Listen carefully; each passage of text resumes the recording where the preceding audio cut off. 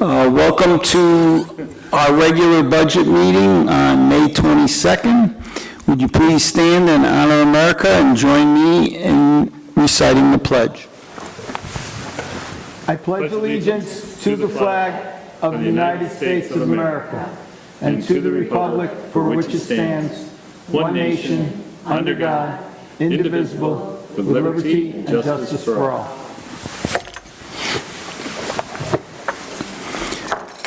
I need a motion to adjourn to executive session for the purpose of discussing individual personnel matters. So moved. Second? All in favor? Aye. Opposed? Abstentions? All right, we'll adjourn to executive session, and our plan is to return by 6 o'clock. Good evening, everyone. We are returning from executive session and now to continue our regular business meeting. Before I start the regular business meeting, normally section 3 is the community comments and questions. We're going to alter the agenda tonight and let the public see the presentation of what recommendations are for the new budget, and then once you see the recommendations, then we'll have the public session and comments. We're not eliminating it, we're just putting it in a different place on the agenda so everybody knows. You'll see recommendations, and then maybe some of your questions would be answered or maybe not, but you'll still have an opportunity to speak. All right, so with that said, we need approval of the minutes. We had 2 meetings, our regular minutes and then our budget hearing minutes. Can I have a motion, please? Second. Questions, comments, curiosities? All in favor? Aye. Opposed? Opposed. I'll be voting no on 2.1, but yes on 2.2. Abstentions? All right, so as I indicated, we're not going to do section 3 at this time, which is the community questions and comments, and we'll move to our report from our student representative. Hello. This past Monday, 35 student athletes signed their national letters of intent. The 2025 Spring Art Show was held at the Arnett Mall and ended on the 18th. Intermediate School Symphonic Band performed at the Northeast Concert Band Festival at Ithaca College. Horsehead seniors will be participating in their senior walk at elementary schools on June 11th. Horsehead's High Schools Interact raise money for their international fundraiser supporting international relief teams. Horsehead's Unified Bowling took first and second place in the section. Unified Basketball had their senior night May 21st, and senior prom was a success this past weekend. All right, thank you very much. All right, so now we'll go with the report from the superintendent. Okay, thank you. Thank you, President Conklin. Is this on? Hello? There we go. Thank you, President Conklin, members of the board. I'm going to start off with the budget presentation first, and then I'll open that to the community, and then I'll come back and finish any part of my report, if that's okay. Okay, so if we can transfer to over here.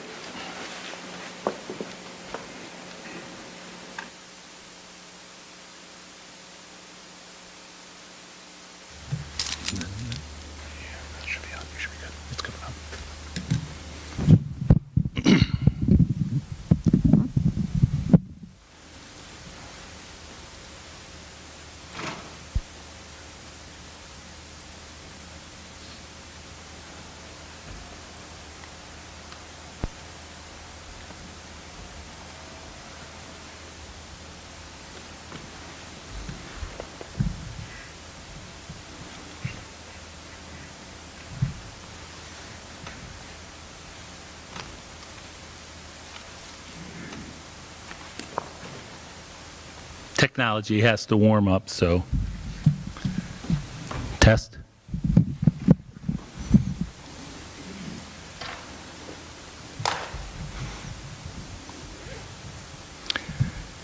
Ladies and gentlemen, members of the board, members of our audience, we're here tonight to talk about the revised budget overview for the 25-26 spending plan. As of the district-wide vote across the state, the district did not receive a 60% approval on the budget that was the board's budget that was presented to the voters. Therefore, the board has to go back and rework the budget. The board has ultimately a few options. At this point, because of the rejection of the first budget, the board can, if it chooses, to put up the same budget. It could go out and challenge again. As your superintendent, I would not recommend that you consider that. In addition, the board also has the ability to go straight to a contingent budget and not vote again. That would require about $3.5 million in reductions. As your superintendent, I would not recommend that either. You have two chances, and that's the facts. It's not like other people out there in social media who think, well, they can keep voting and voting and voting and voting until they get it right. They can't. That is the laws of the past. The laws since 2011, 2012, is that you only have 2 attempts. If the board is unsuccessful, if they choose to go out for a second attempt, you have no option. It will go to a contingent, and then it shifts to the administration, and we must comply with the state-required reductions or amounts. So those are the options that you have. We're here to present to you figuring that you would prefer to go out a second time, because we did get 50.9, which in the old days, this budget would have passed. But at this point, with the tax cap levy limit by the law of New York State, the minority controls the budget on a challenge. So that's what happened. So we started working on this over the past couple of nights because we're still under the board's directive to try to keep it away from students, to try to keep it away from staff as best as possible, as well as programs. I can tell you, just like we said, it's not that easy. I can also tell you that we did not have the same tools available to us back in April that we do now. One being we got an additional $400,000 in aid that if the budget would have been approved, we would have used it to lower the tax rate. That would have been our recommendation to the board, and I think everybody wants to keep the tax rate as low as possible. So tonight, we went through where we were at. The projected state aid for 25-26 with the new aid figure is up here. Our total state aid across the board, this is sort of the slide you've already seen, is still right at that 0.4%. It's not keeping up with what we need to run a district. But we heard the voice of the community. Ultimately, the community is the one who makes the final decision on your spending plan. So here's the projected aid, and that includes the 400. In addition, we have to show the tax cap calculation. Notice we have a third column. The defeated budget was there. We still have to do the calculation with the revised budget so we can show the changes from the pilots and everything else, and it's still at that 2% allowable growth factor. That's the only thing that has to be 2%. That's the misnomer. Everybody thinks it has to be 2%. No, it could be 3, 4, 15% could be your 2% calculation. In this situation, our last budget, the calculation was ultimately 7.4%. In this new calculation, you'll see a different calculation. So when you go through this tax cap calculation, both slides, this slide and this slide, give you the full calculation of what you can raise in a tax levy, the amount of change from year to year. In the defeated budget, we could raise $3.5 million or 7.4% change from year to year. And that 7.4% change also included the board allocating $1.3 million to bring the tax levy down to that point of 7.4. With the new calculation, we can no longer raise $51 million. The new calculation is the far right side that says we can raise now from last year up to $50 million according to the state's calculation, which is 2.246454. or a 4.7% change from year over year. Now, that also includes at that 4.7 the $1.3 million in debt service. In other words, we already were going to use it. Why wouldn't we use it again? Because if we didn't, what are we doing? Going to punish our tax base because the budget was defeated? That's not the purpose. We're trying to build the best spending plan with the most reasonableness. So that's the tax cap calculation to this date, inclusive of the 1.3. The summary of the budget revenues, basically, we have the changes in the tax item and the state aid. Those are virtually the only changes. This slide was 3.03% beforehand. The extra aid and the change in the tax has brought the total revenues to 2.15, because that's how much the revenue is going to change from year to year. So we have brought that revenue expectation down. Our reserve balances are exactly where they were before and projected at the end of the year. The summary of the budget expenditures, we have already met to address the $1.29 something million gap that we were covering with the debt service. Now, without the debt service, we still have to cut that. And we have addressed it in the area of salary, benefits, debt service, BOCES services, to balance out that our revenues and our expenditures match at 2.15%. Notice our budget was $105 million, now it's down to $104 million, and it is matching the $2.2 million change from year over year. So, the question is, what has changed from the defeated budget? In other words, these are our recommendations to get to this level. And this is using some of the things that we had from last year that we identified, as well as using tools that we just became able to use since the board adopted the budget on April, I think it was 21st. So, we received roughly additional $400,000 in state aid revenue announced to the board approval of the first budget, so that helps bring that 1.2 something million dollars down. In addition, the following reductions from the first board proposed budget: we added an assistant principal. We have removed that and cut it from this budget. In addition, because the district does need these positions, we were looking to replace a retiring principal account clerk in our business office. Again, we will do more with less. We're at the point where it's going to start being less with less. But we're going to do that and try to get through another year.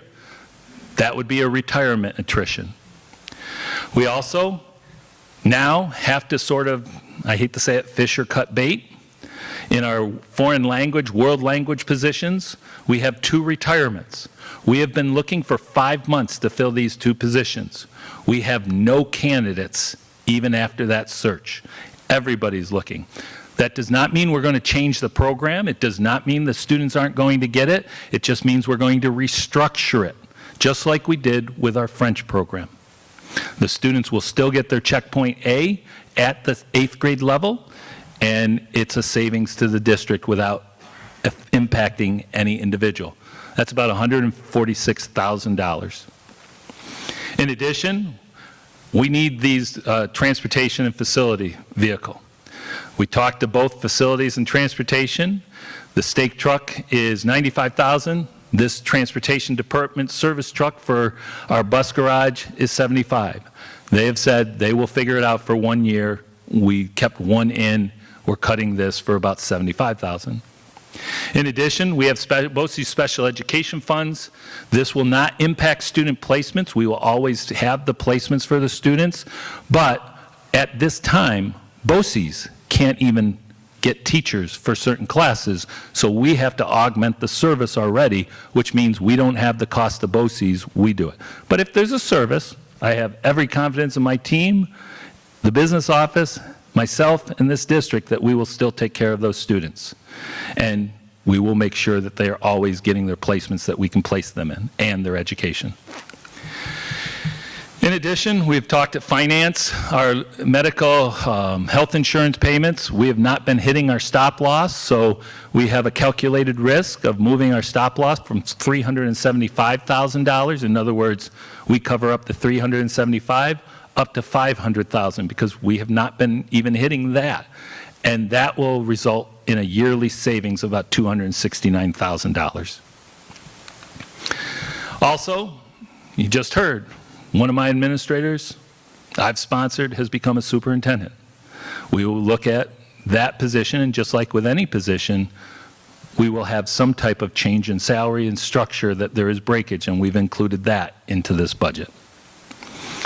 And then last, at this point, to get to that $1.29 million, we have just learned, just yesterday, that our auditors as well as legal, that because we are going to have significant construction costs to shifting rooms and so forth, that we can take some of our budget and move it to the construction for this year so that it's billed out and not held against the budget.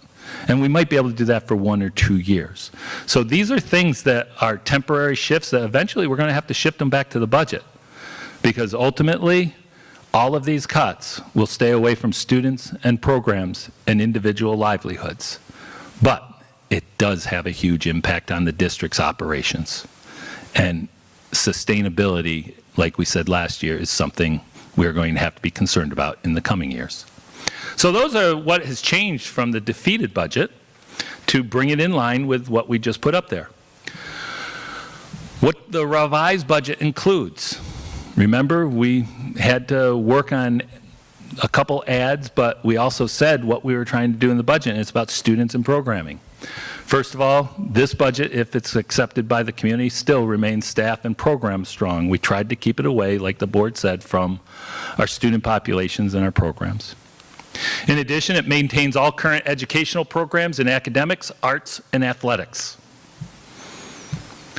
It's the sustainability of a summer learning academy that we just added, because although that was added and you would think you'd cut it, this is some of our most vulnerable kids. It was grant funded, and we still think that's vitally important. And if we're able to make the reductions and get below the 2%, which we have, we feel that this is best for our students. In addition, the multi-tiered system of supports to ensure each elementary building after consolidation has an appropriate social-emotional, academic, and behavioral supports. Everything we talked about, the 2 intervention teachers, relocating teaching assistants to increase support for primary grade levels, all are still included. It also rebuilds the allocation of curriculum work hours. This is about 20,000. We also need it because it may be needed because of contractual obligations that we're still vetting. And then last, what we said is ensuring 4th grade play at each of the 3 elementary schools. So this keeps everything in the budget that we talked about, as well as eliminates things to bring it within the 2% or what's required of a 50% approval of this budget if the community so chooses. Ultimately, the 25-26 revised balanced budget, you can see the expenditures are in line with the revenue. There is no gap. It uses a tax levy increase of $2.2 million. ERS reserves, same as before, 600. EBLAR reserves, 200. Interfund transfers, 145, and a fund balance of 1 million. Debt service fund. Right now, we talked about 1.3, but ultimately the board's got to give us this, a direction.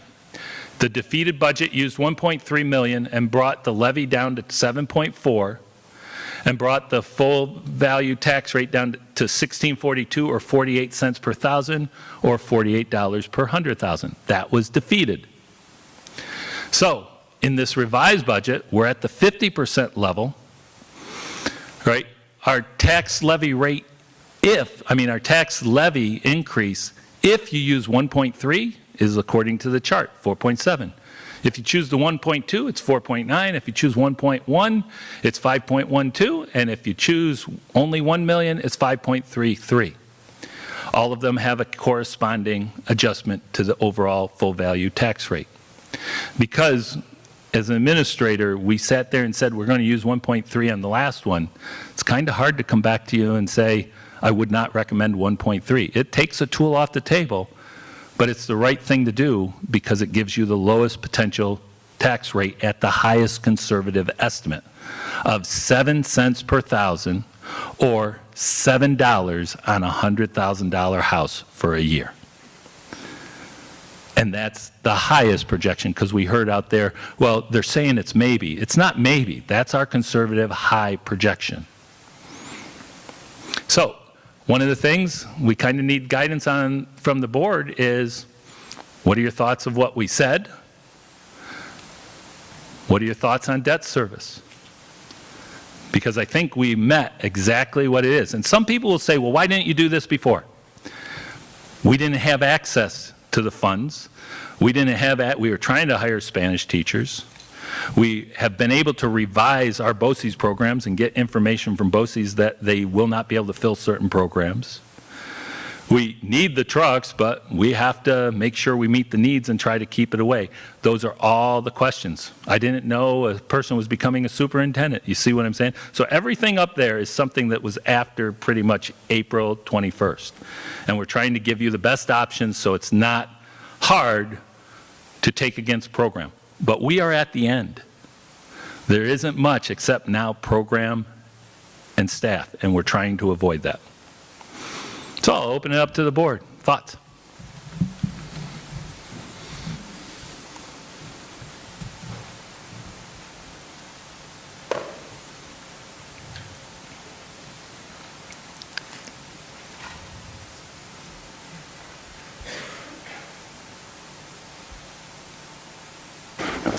So I'll open it up for comments. Does anybody wish to speak? Sue? I just have a couple questions.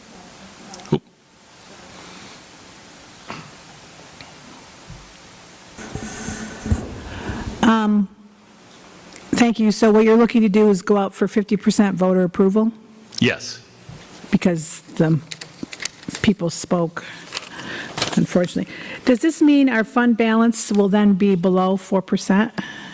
Because you're No, at taking- this point, it will be established at 4% for next year. It will still be the same, Yep. still 4%, okay. What did we have before did we have $1 million? And the first Last one? year, we used $1 million in that fund balance. Okay, so the printout sheet that you gave us in April, all those things are still like you presented them to us? Like these right here. These are all still in there. Okay. And the fourth grade plays, oh, yeah, they're Yep. there. Okay. So on your budget scenarios, you have 3 different things. Can you Sure. explain that a little bit better Okay. to me? Basically, what happens is if you use no fund balance, not fund balance, if you use no debt service, 0, we were going to use 1.3 million.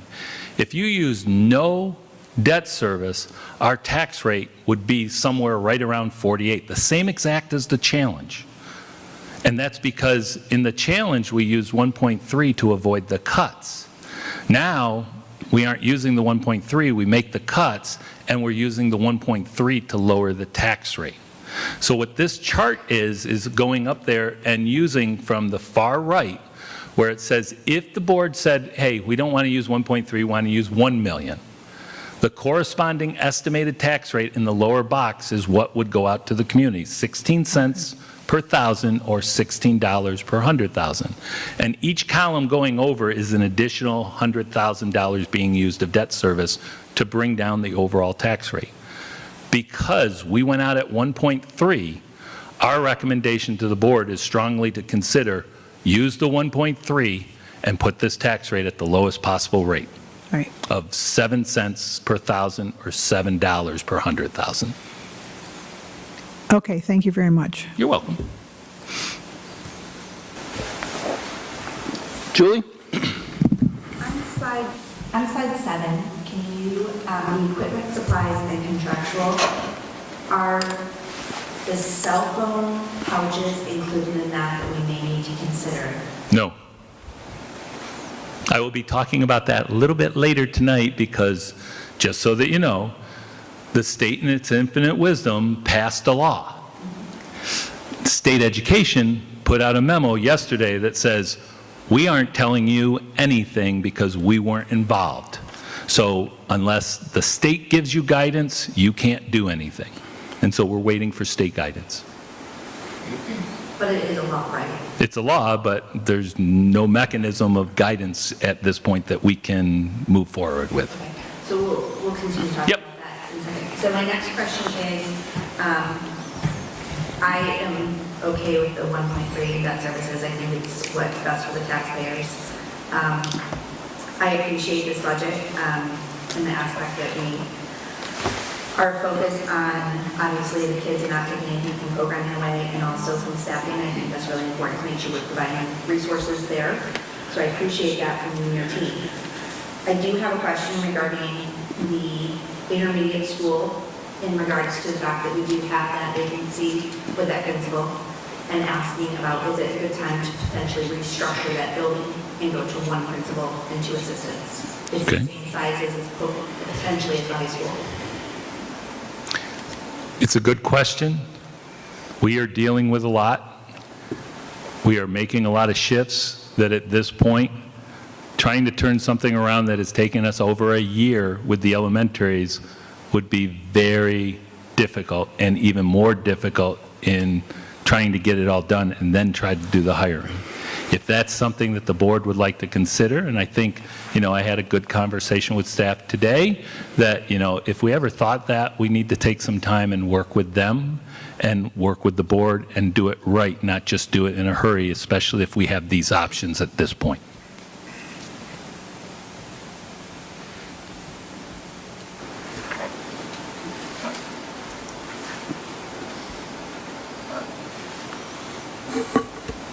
Katrina? Okay, so the language teachers, I guess I didn't realize that before.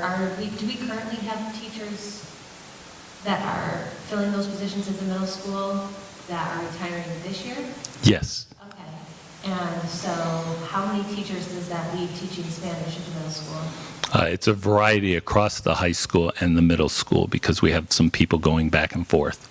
Okay, so that means that they would end up having to do more, and that... No, they have to meet their contractual obligation of teaching. Otherwise, we would have openings that we don't need people to fill. We will have enough to fill those I'm positions. just concerned because, when I went to school, I know that we had multiple languages and multiple opportunities to take lots of languages, and I just don't know if necessarily not being able to fill that is a benefit or not.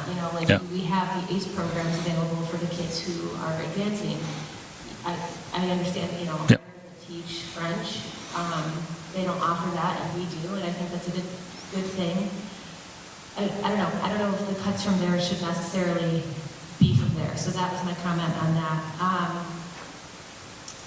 And I just don't know exactly how much it is. So sometimes I think that when we get these screens to see the dollar amount associated with what it is that's being kept out would be helpful. Yeah. If I can answer you, first of all, on the first question, it is not uncommon. There is like 6 or 7 openings for Spanish, so we're all competing for the same source. Everybody's in this situation. We had people come in, and guess what? They get offered a job away from this area, and they take that. 5 months without having candidates pretty much means we've got about maybe 12, 13 weeks, and we kind of have to have a plan because we can't wait until August and then all of a sudden changes. That's the hard part. Now, as far as the cost, like I said, it's $146,000 for the 2 teaching positions. So, for me, at $146,000, if it's such a hard position to fill, and if we say we're taking that off of the books for now, and maybe we're missing the opportunity to actually have the person, that we might have been able to get to fill that position. So I don't know if I'm necessarily in favor of that. Yeah. You did answer my question. Sure. Down about the stop loss, about going Sure. to the 500,000. And I guess I was asking the same question that Julie was asking. Do we intend to fill that administrative position, or maybe we say, for the time being, we just don't fill the intermediate principal position until we figure out what the best course of action is financially for that one? Okay, let me address that real quick because I see you've got several. we have to have a building principal no matter what. That's required by law. So we're going to fill a position, whether it's an interim position or the position, that remains to be seen. It might be like we did at Gardner Road with an interim for a little bit to give us some time to try to do it right. Depending on that discussion and the decisions tonight, we'll go forward. My recommendation right now is we've got so many things going on that we need to stay the course and probably deal with either filling the position or interim, and there is breakage from it already that's built into this budget. Okay, and then, we've talked about this before, but then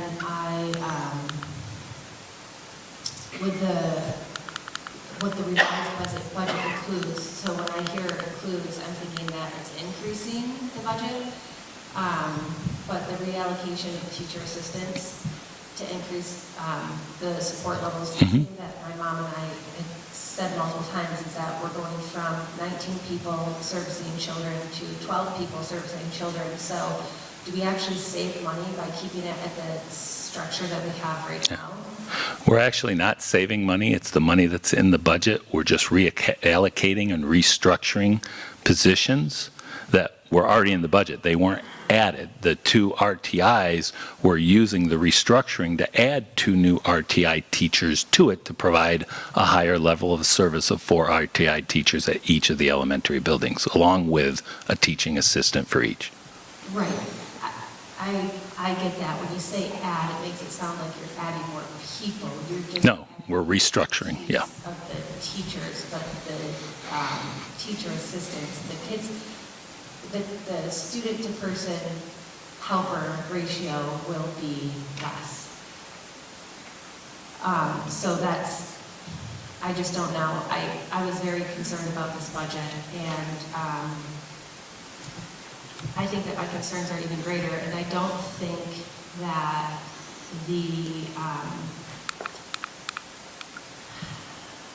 before I get to this thought, what's the current fund balance at, the full current fund balance? Katie, do you have that? Current fund balance?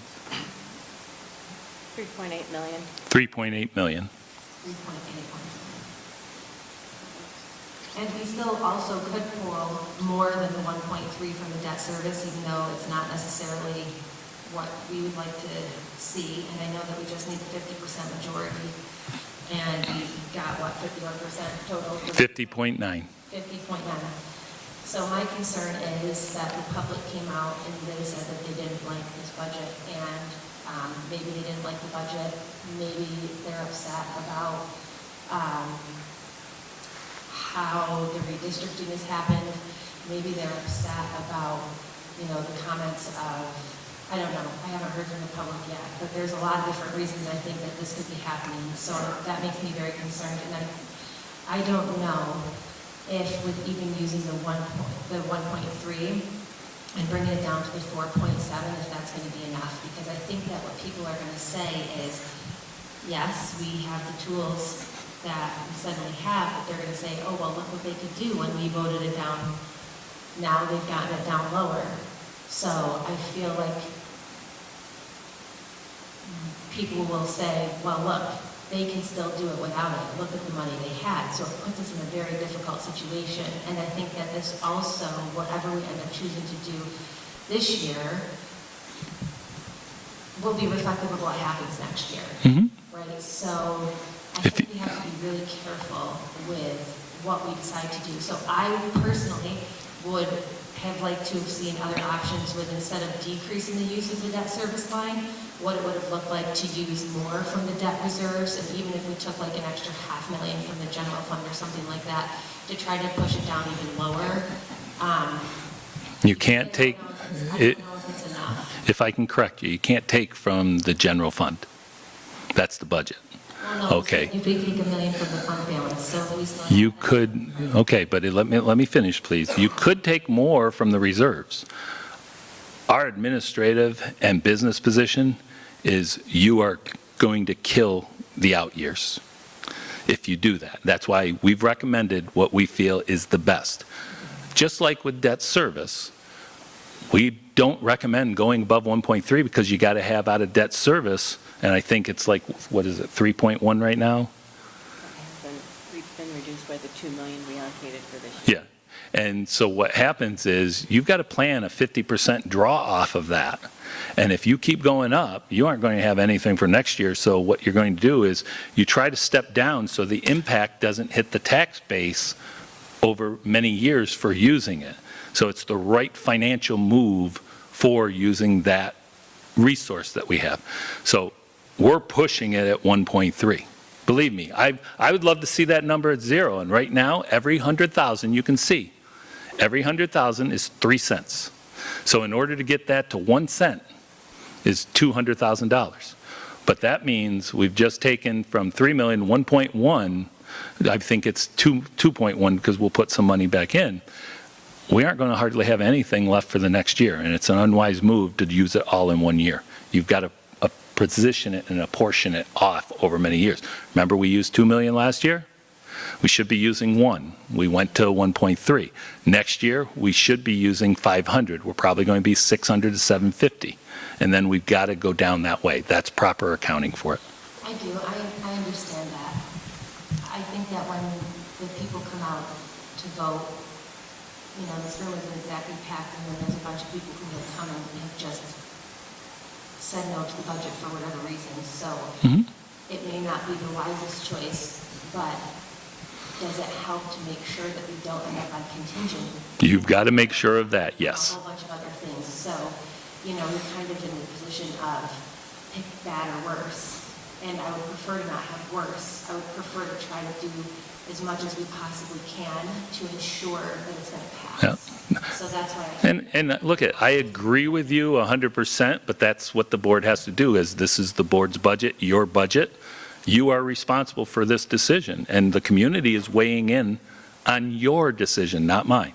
That's why I'm presenting it to you. So that's why I just wanted to be, like I said, I understand what you say about your recommendations, but for me, if I have to make the decisions, and I know what I hear from people all around, and I look at these numbers, and yes, we did take it down to 7 cents, it's good, you know, I'm not saying that what you did is not good. Yep. I'm just saying that I'm very worried. Could you wrap up, please? That's it, thank you.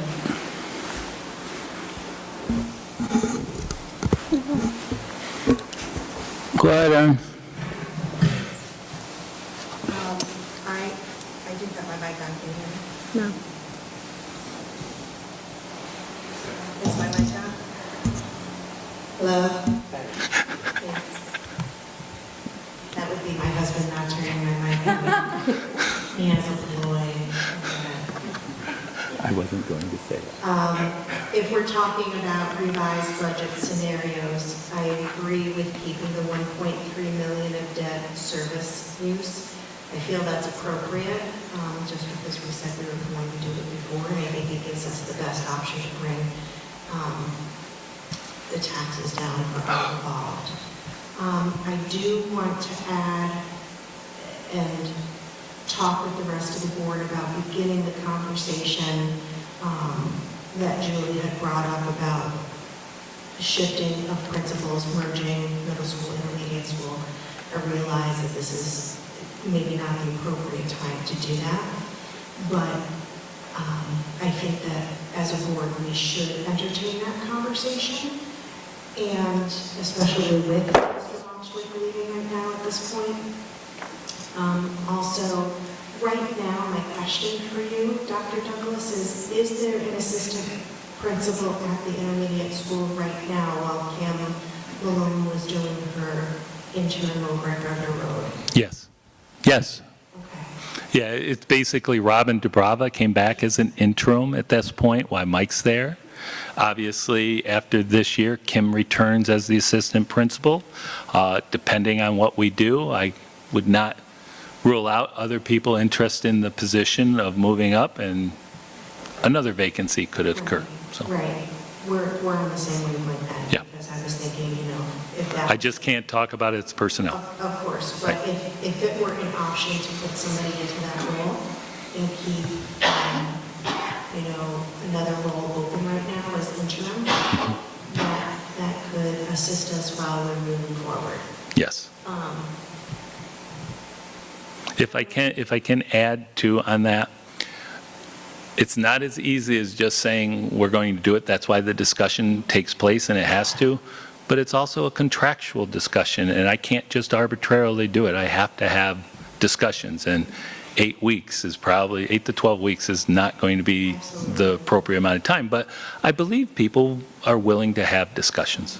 Yeah, I think it's worthy of a conversation, whether it fails or it doesn't. It's worthy of conversation when we have an opening of something of this nature, that we always talk about this when we have openings like this, to see if the staffing or the student numbers warrant it. It's fair to have those conversations. And I think it's healthy for us as a board to discuss that. I see, and maybe again, this may not be the appropriate time to have this conversation, but I know that there is an interim administrator that is coming into our district. Where would they be placed during this? Are you okay? Sorry, eyelash in my eye, I can't see.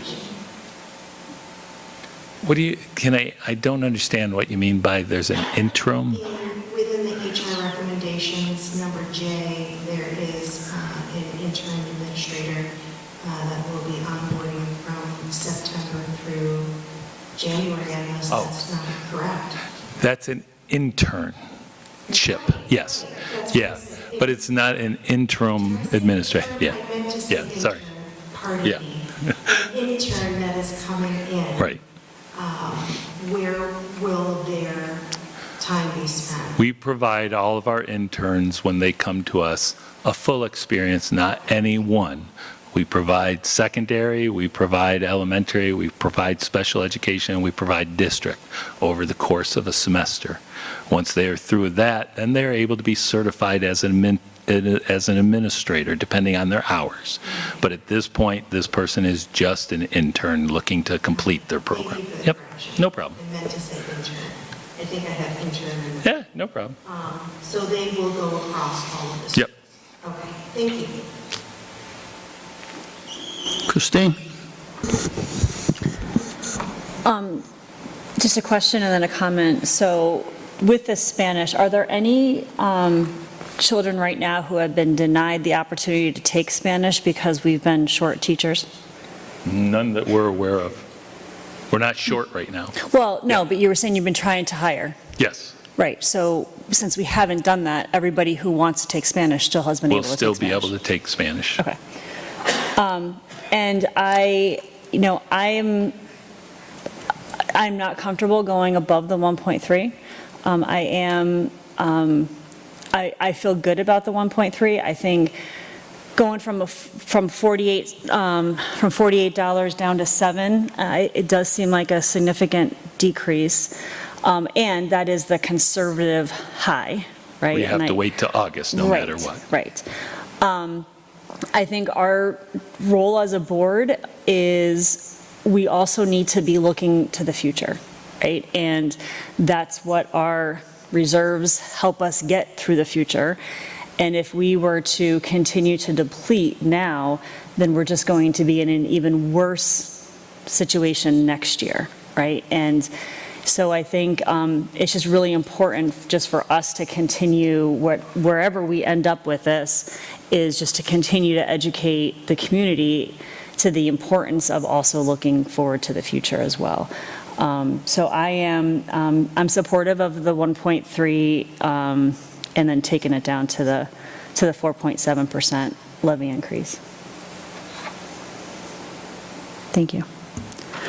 And if I can remind the board as well as the public, the levy increase is only the amount it's increasing from year to year as a total.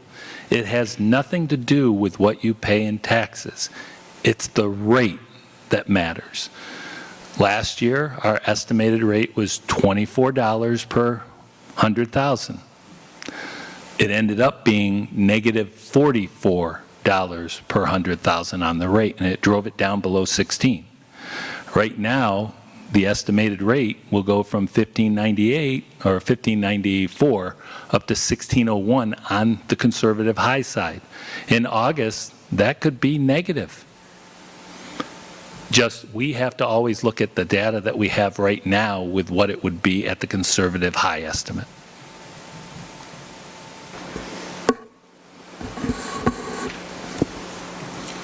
Mary Ann, did you want to speak? Yes.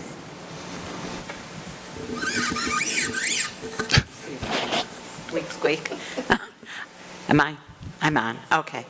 First of all, I want to thank the community for coming out and voting. You each have the right to vote with your choice. We had a good turnout. That is what we hoped. I want to thank Katie and her team and all those that were involved in setting up the first budget. And I also am amazed that within the short amount of time, from Tuesday till today, that so much work has been done to help bring the budget down. Maybe I shouldn't have phrased it that way. That didn't sound good. I totally agree with what Ms. Dale said about the reserve. I would hate to see that used and then be in worse situations in the future, and the future is our responsibility as a board. A couple of things that do bother me is when I hear negativism about things that we really cannot control. I think we have a great district here, and I would like to see more positive comments being made among the public, because it is quite a remarkable district with quite a remarkable staff. And I think there are some things that people need to move on. Decisions have been made, and it would be better for everyone, including the children, if we accepted those decisions and moved on in a positive manner. I know there is a nearby district who, a few years back, went through some consolidation and changing of the way the schools were set up, and it was like, how will we ever survive? Well, they did, and it's over, and it's positive. And I think being negative doesn't help anyone. It doesn't help the staff, it doesn't help the community, and most of all, it doesn't help the children, because they hear this at home. So let's try to think of things. Worrying that people are going to be saying, well, you know, why didn't they do this before? I guess that's human nature, and I'm sure there will be that kind of talk. But when those people who were responsible for our first budget worked on it, they were thinking of the district, what would be best for the children. And those things that were added were things that would enhance our district for the children. And that's what we're here for. And so let's think about that. Yes, there were some things that were now cut back. Yes, they're saying, well, I guess we can do without that. But it was there for a purpose. And so if we can think about things that way, certainly it wasn't like, oh, let's put this in and let's put this in. We knew, and they knew, the people that worked on it, that it was going to be a hard fight. It's been that way in a couple of other districts. But Horses has always stepped up to the fight and made it work. And I hope we can do that when the next vote comes for this budget. And I thank the team once again for their hard work. All right, Liz.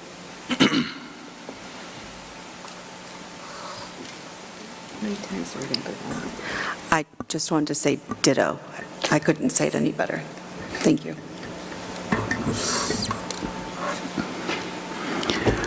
All right.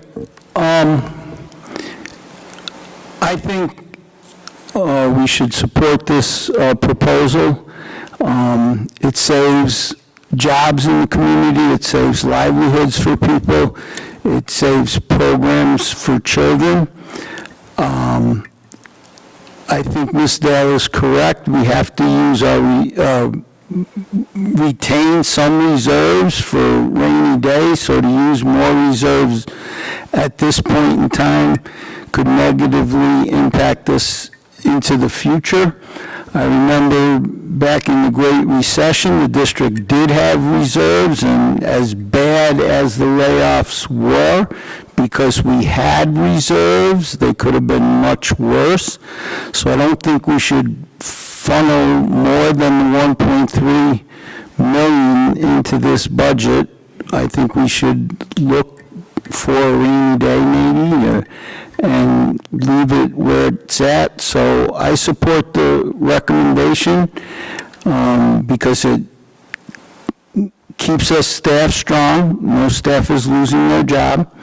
And the public made that abundantly clear last year that they wanted to retain jobs, and this revised budget does that.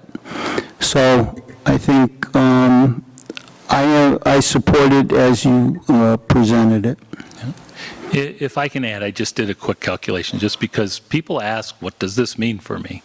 At $7 a year at the 1.3 per 100,000, and of course it can be multiplied depending on that. If you do the division, it's 13 cents per week.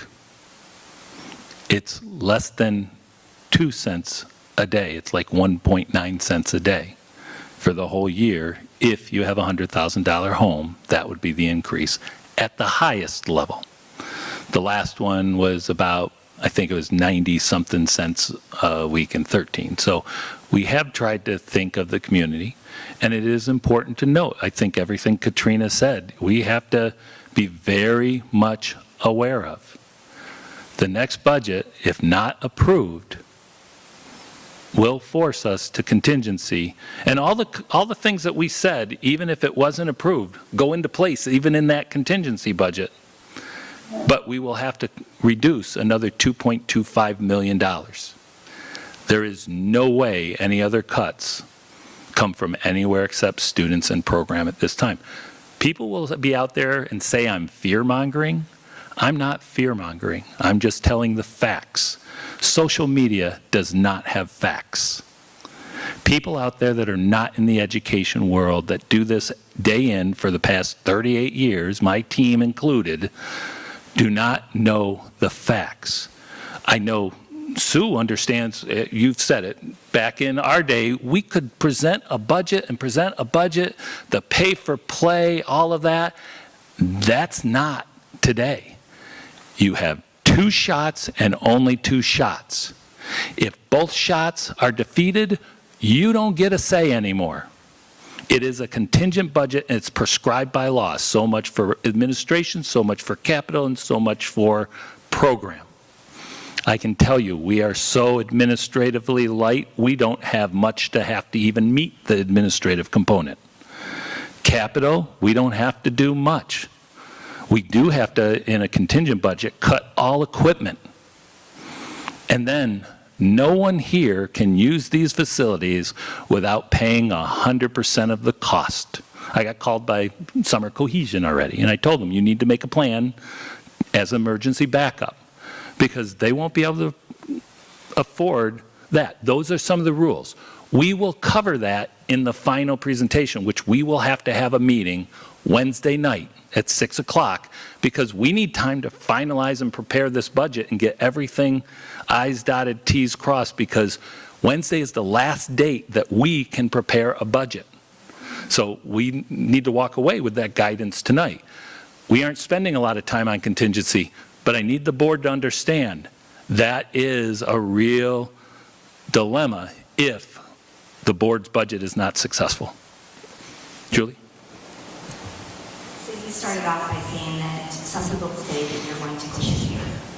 And the statement you just made, although it may be very factual, it was a clear statement. Yeah. And I think that we need to change the way that we educate people and the way they talk and the language that we use. Mm-hmm. And we really should be pushing more educational pieces. Yeah. Because it's not fair that whatever we do, our kids don't get to go to the polls and vote, right? Right.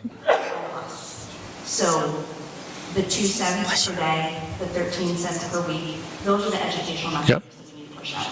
And not the fear tactics of what happens if it doesn't pass.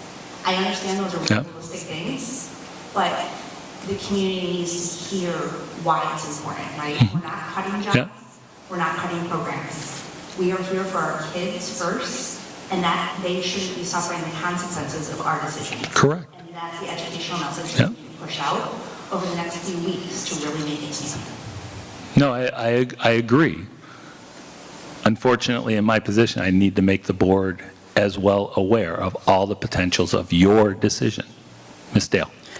So I agree with what Julie's saying, but I also think it's important, I mean, I've never lived through a contingency budget, right? And so, I mean, I'm assuming there's a lot of community members that haven't either. I mean, I've been seeing things all over social media, people asking, what does that even mean, right? So I also think it's important, as part of that education piece, to educate what does a contingency budget look like? And we right? will have that at the next meeting So, in right. writing, yes. Right.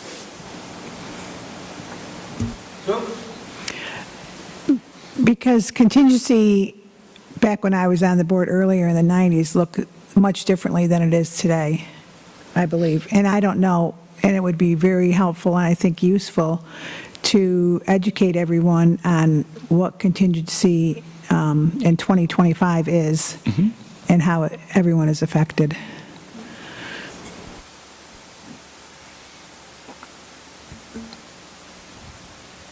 So what are you asking Mary for Ann the... had a comment. I don't mean to, well, it's still green, it's There you go. green, okay. I don't mean it to be fearful, and I understand what you're saying. But I do think there's something else that, you know, I remember discussing this with my neighbor when it was budget time. Horsetts has a great reputation right now. And so people who are coming into the area, most parents do some shopping. And they look around and they want their children to go to the best school district that can be provided. I know my own children chose their location simply because of that. And I'm proud of them for doing it. And we've got some competition not too far away. And if we were to be in a contingency budget, that might turn some people away. Also, teachers who are looking for jobs. So we have to think of that as well. I agree with Julie wholeheartedly. The kids are our first and most important responsibility. But if we're having problems, new people coming into the area may look another way, and we don't want that to happen. I believe you were going to ask me, Warren, what do you need from us? Correct. Do you need any other guidance? I need to know, are you okay with the reductions that we have presented, first of all? I thought that we were going to hear from the public too first before we made our decisions on this. Are we not? Or are we just giving our, I thought that we were going to have. No, I just wanted to know if Dr. Douglas needs any more input from the board, then I'm going to open it to the public. Okay, well, then I just wanted to make one more comment as it was going around, and I'm not trying to be, you know, make anything seem fearful or anything like that, but I know we have to have the 50%. Having the fact that it just went, it got voted down, I think that we really have to try, if there was any way that we could even make it better than what it is with the point, from the .07, we should try to do that so that we don't end up on contingency, because I lived in contingency, and I know that that is something that's that the public is very capable of in Horseheads, is coming out and voting things down. And I am nervous about that, because I don't want, you know, because we're thinking about the future. I don't want the future to be coming up that quickly. So that's the only reason why I thought, you know, if we could see something else more, I know that we need to save reserves. I know we have to do those things. But we haven't been in a position where we had a budget go down in a long time. And I think we really have to take note of that. And I think we have to listen to what the public is saying. I think we have to be really careful. And that's all I'm trying to say, because yes, Horseheads is excellent, and everything that everybody does is wonderful. Our teachers, our staff, all of that. I think we have to be really careful, because I don't want it to end up any worse. So that was the one question. Then the second one, I just need you to know your recommendation for the debt service. I'm hearing everybody's at 1.3 or more, but 1.3 is up there. So we would probably go with 1.3 unless the board tells us something different at the end of this. Okay. So that's all I need. All right. Thank you. Thank you. Thank you to my team. All right, so now we will, as I indicated, open it to public comment. The period is intended to last for 30 minutes in total, but at the end of 30 minutes, the board can vote to extend the comment session. Those who wish to comment, we ask that you go to either of the two microphones, state your name and address. You will be allowed 5 minutes to speak, and we ask that you adhere to Board of Education Policy 2370, and if you need to read that policy and you have a smartphone, there's a policy in the back and a cue where you can take a picture and the policy will come onto your phone. The policy in part states that the board will not permit in public session discussion involving individual district personnel or students.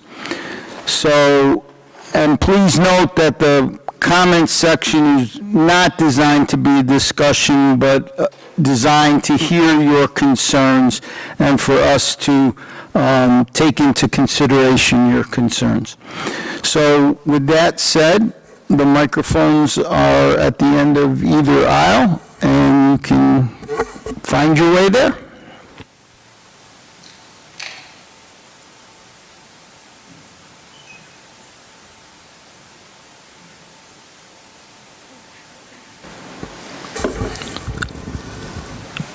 Is this on? Is it? Yeah, okay. First of all, I just want to thank the school board members and the students who come for their endless time and hours that you guys put into our district. It was brought to my attention while campaigning. Oh, by the way, my name is Kara Sheehan. Forgot that part. I live 129 Barrington Road North in Horseheads. It was brought to my attention while campaigning that the superintendent's contract is to be renewed. I would like the board members to take a look at page 9, item D, that states the superintendent and/or his spouse and legal dependents shall be provided with health, prescription drug, optical, dental insurance coverage under either individual or family plan for the superintendent and his spouse and legal dependents for the remainder of their lives. End of quote. I have heard of spouses receiving continued coverage, but when it comes to dependents, their usual parental insurance age cuts off at 26. If our district is to pay for dependents, potentially for the rest of their life, that could cost the district, this is lowballing because things go up every year, as we all know, upwards of $2 million in taxpayer dollars, and this should be removed from a new contract. This clause does not have the best interests of our community, nor is it a fair stipend stipulation. Also in the contract on page 10, it states if they relocate, if the insurance can't avail, then they get paid a cash equivalent. I think that's something that the board members should also look at.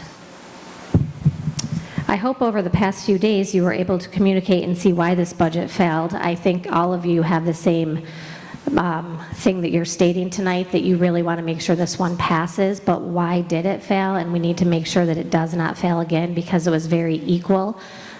Just, right around 50% either way. So we really need to make sure that it doesn't fail. And what does the public want? How can we generate more revenue for our school and spend less so that we can abstain from these big tax increases? And how do we make our staff feel good about all of our upcoming changes? Are we sharing information with them well in advance? Are we taking time to revisit start times for next year? There just seems to be unrest and people unsure about the start time, so I'm not sure if that's something you guys have time to look at. I am hopeful for this budget. However, I know when things are close, everyone seems to get their sides up, so we need to really put the message out there and be clear about what good things we are going to do for our community when we get this budget passed. Thank you very much, all of you, for your time. This microphone wants to fall. She'll get it for you.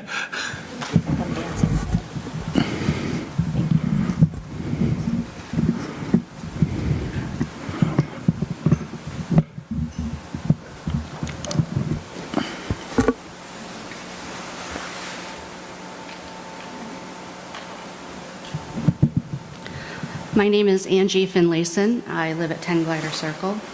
And before I begin, I just want to say, again, just like Kara said, thank you for being here. I understand the amount of time and effort you've put into this. I also want to be transparent on the number that's up there for $15.94 per 100,000 of this year. Mine is actually $18.02. So if people go home and they start like doing their own calculations, it may not be $15.94. Just trying to put that out there. Yeah, mine is $18.02 per 100,000 currently. Okay, so I sent this via board email, so because I know you guys don't like surprises. I assume you got it. When did you send it? Today.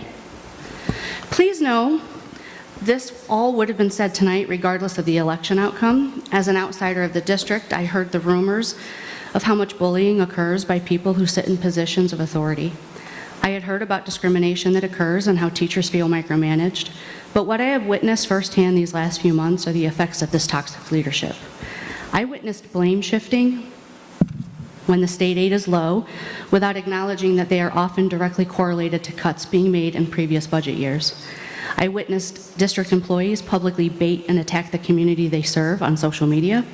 And I have observed a board who is wallowing in such poor leadership that they yell at each other, slam the table in frustration, and don't seek to hear from the community until election time. Well, thankfully, I didn't get elected, so I can speak freely in this open forum. Going forward, the board should be demanding clear information on how expenses will impact future revenues, specifically forecasts regarding building aid, transportation aid, and BOCES aid. A line item budget should be standard procedure, not provided 5 minutes before the vote. Our goal as a district should be to have 70% of our budget fall under the programming component. Right now, it's not 70%. I think it's 66%, and may actually be less after tonight. The superintendent's contract is a hot topic in our community, and it must be addressed. I personally think a true leader would respectfully decline a raise during these fiscally stressful times. The one thing that sticks in my mind during this budget season was when Dr. Douglas pointed out that he could be the first superintendent to ever pass 3 60% budgets during their tenure. That struck me as an odd priority. However, the biggest issue I see is this weird perception of transparency. I've learned that the district often focuses on what is required rather than what is right. Many people didn't even realize they voted to close Center Street when they approved the capital project. Going forward, the board should aim to do a better job at meeting the community right where they're at. Say what you will about Corning Painted Post, but at least they showed their community in writing exactly what would be cut if they voted no. The activity from this board and administration has had this dichotomy of being both vague and threatening. Today, I would have appreciated seeing a slide on precisely what would have been cut if the new budget doesn't pass. True transparency lives in the gap between doing what is required and doing what is right. And it's the responsibility of this board to demand that the superintendent toe that line. This board needs to find your backbone, stand up, and do the job that you are elected to do. Our superintendent has his own job to do. Don't give him the power to do your job too. You don't work for the school district. You work for the people that elected you. Thank you.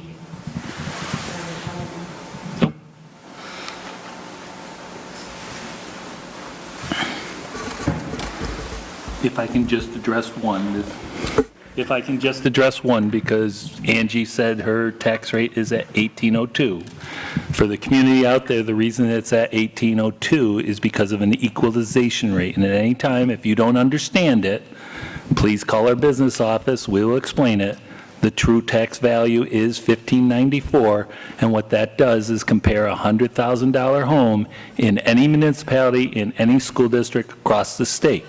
If it's higher than that, what your municipality is doing is saying your value of your house is being taxed at a lesser amount, and it has to be equalized to the tax rate of full value. If it's lower than ours, they're saying it's above 100%, which they do not do, so that's why it would be above. So if you have a question, please contact our business office. They will explain how much the assessors are taxing you or what their equalization rate is, because ultimately that is set by the state, not even the municipalities, to make sure every home in New York State is assessed and valued across the state at the same 100% full value. Thank you.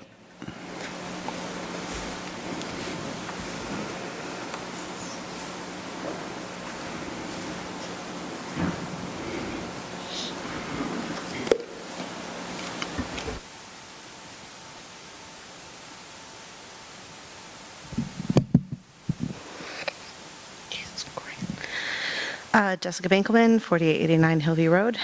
I want to thank the board for considering a budget that both lowers the tax rate and does not include staffing cuts. I know last year was incredibly difficult for a lot of staff with the job and jeopardy letters, and with the budget failure this week, the tensions were definitely high, not knowing what came next.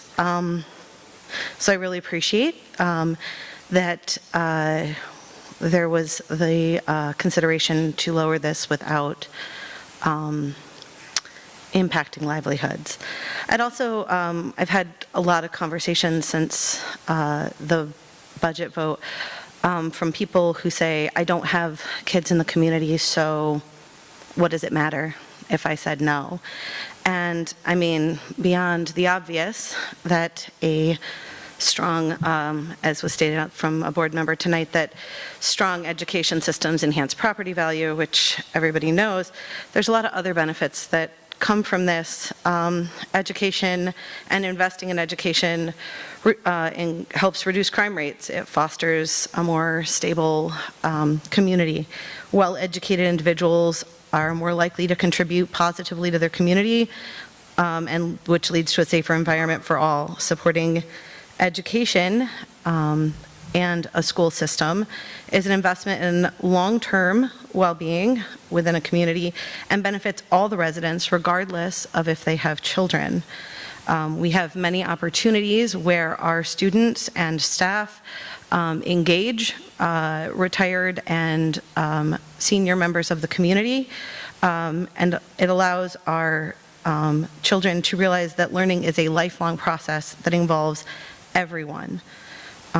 Supporting education isn't about just helping children. It's about investing in the future of the entire community. So whether it's, so even without children in the school system, I hope that the community will come out and support education for everyone to have a slightly better quality of life. Thank you.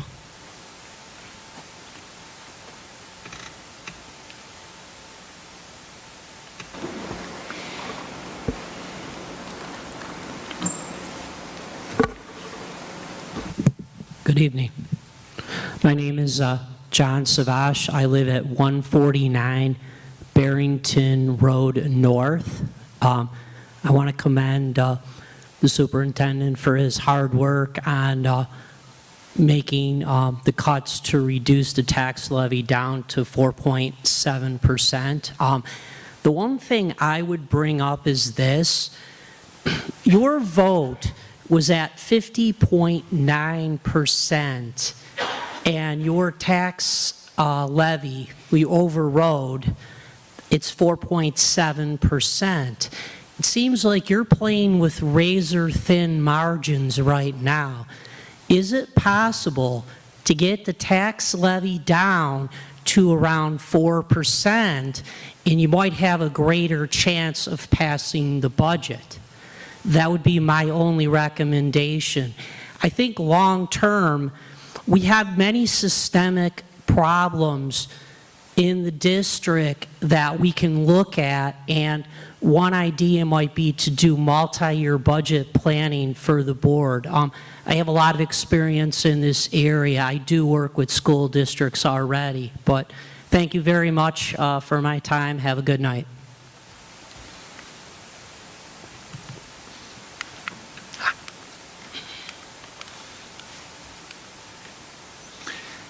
Mr. Savas, it just confused me a little. I think you said, could we try to get it down to somewhere around 4% levy? In this, under the defeated budget, it was at 7.4, not 4%.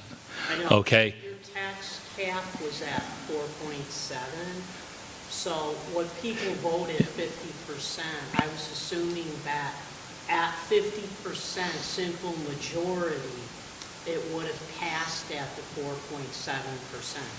Yes. So that's what I was getting at. Yeah. So what I'm saying is if you put together something that's at 4.7%, we would assume that you would still get the 50.9%, but what happens if you get 49%? Then you're going to contingency. Correct. So what I'm saying Yep. is, to eliminate that risk, maybe you want to bring it down a little to try to get that maybe to a more comfortable level, because no one wants a contingency budget. No. That's all I'm saying. No, I appreciate it. I just wanted to understand what you're saying, just because I couldn't understand it from the vocal. So, thank you. Yep, you're welcome.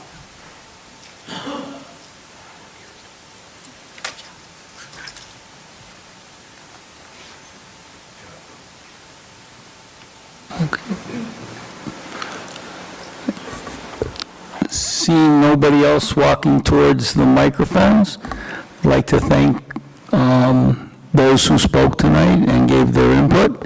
And I'd also like to thank the public for coming out and listening to the presentation tonight. And just to reiterate, the revote is June 17th. You're reading right off the top. All right. Yes. The revote is June 17th, but I would ask for a motion from the board at this point for the board to meet as a regular meeting at this point on May 28, 2025 here at the high school, as we have to finalize the budget by statutory requirements once the board gives me the final decision. But if we could set that date, that's the last date, and we need as much time as possible over the Memorial Day weekend. So that's the motion, is for a meeting, if somebody will move it as well. Second. Do you have a time? 6 o'clock. Questions? Curiosities? I know it's going to be here again, but this light's just killing me. We'll try to fix the lighting, I understand.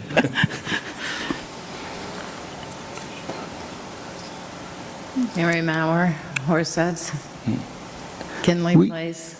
Mrs. Mauer, just a second. I asked for anybody else that was going to come forward. Oh, okay, I don't, it's okay. I don't mind I'm if she sorry, wants to I'm make a a statement. few minutes late. Yeah. No, go ahead. Go ahead. You can speak. We just didn't know. Yeah. Yeah. And just let her know we had a motion on the floor. We'll let her speak right after it. I'm sorry. Sure. All right, can I just interrupt you for 1 second? There's a motion on the floor. We'll let you speak. We just have to take our vote on the motion. So all in favor? Aye. For the May 28th meeting we're talking about right now. All in favor? Aye. Opposed? Abstentions? All right. Where do the senior citizens fit into this budget? Okay, because I just lost my STAR program. I netted out $69 extra a month in my Social Security, and I netted out $5 more a month in my pension. And that was enough for me to lose my STAR program. My taxes last year, thanks to the STAR program helping to pay them, $1,600. I have no clue where I'm coming up with that money this year. You have to think about the older generation as well as the younger generation. And what is that ratio? Is enrollment up every year, and if so, by how much? Or is enrollment down every year? If so, by how much? When I graduated from Hornsett High School in 1971, okay, there was 500 graduates. Well, actually, a little over. My grandson just graduated last year from Hornsett High School, 300 children. The highest graduating class, I believe, was in the mid-70s, and that was over 700. So every year, it seems like the enrollment is going down. Perhaps that's why the taxes are going up. I don't know. Like, how many, right offhand, do you know how many new students enrolled this year? Just so that I can help you, districts across the state are seeing enrollment declines. Some are seeing enrollment increases. Over the past 3 years, we had an enrollment increase and we had an enrollment decrease, roughly about 10 to 12 students each way. This year, I think the last time I checked, we have an enrollment increase of 9. We've sort of leveled off where we are. The projections in the out years from our demographers is that our elementaries will go down a little, but that's why the elementaries are now going to be filled at 92% capacity instead of, I think it was 61 that they currently are at. So there is some trending there, and unfortunately, I came through the schooling in the 70s. The issues from the 70s are not the same as the 80s, 90s, the 2000s, 2020. So the costs are entirely different too. It's like I was asked, you had a $75 million budget, now it's at 105. Why has it gone up that much in this many years? Well, if you do the inflationary index of costs, we're actually from that 77 time to right now, we're supposed to be about $105 to $108 million. So we're actually under it. But that's because of the cost of doing business has changed over those times.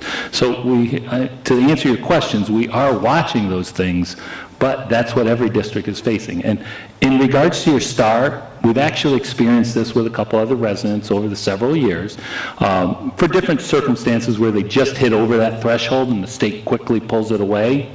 A lot of times, if you can come in, we can talk to you to try to help you in the future plan for those, how would you say, that borderline area, because I hate to say it, they don't really care. Once you go $1 over, 1 penny over, they're going to rescind it. And that's probably something you did not know was going to happen because you were right there at that level. But you should still be getting a basic STAR no matter what. And if that's not the case, we can... What is the basic STAR? Basic STAR versus enhanced STAR. Enhanced STAR is for those. I'm not getting the basic STAR either. Yeah, and that's what I would say. Give us a call, we can at least look it up. I know Terry does this oftentimes, and we can try to assist you the best we can. Unfortunately, we have no control over that, but we do try to help people that are in those situations. Because I just think that the taxes and what they're proposing those tax dollars go for is it really all necessary? I mean, obviously, the school board probably thinks it's necessary, but if there could be some kind of a ratio of senior citizens to middle-aged couples that are working versus senior citizens that are on Social Security. No. You know, I mean, that may make a difference in the decision-making of the budget. Because, I mean, there's no new factories coming in. There's no reason, other than perhaps maybe the school district, for people to move here. There's no incentive, because there's no jobs. And so to see this budget is just amazing. I mean, you have to think, to me, you have to think of the children, but you also have to think of the senior citizens and that ratio. You know, like, have we got 70% children versus 30% senior citizens, or something to that degree? And I will tell you at this, like the exit polling, we actually tried to poll as much information about who is our community that's voting. Excuse me. And it is something we know. Our older generations, our more senior generations are the ones voting.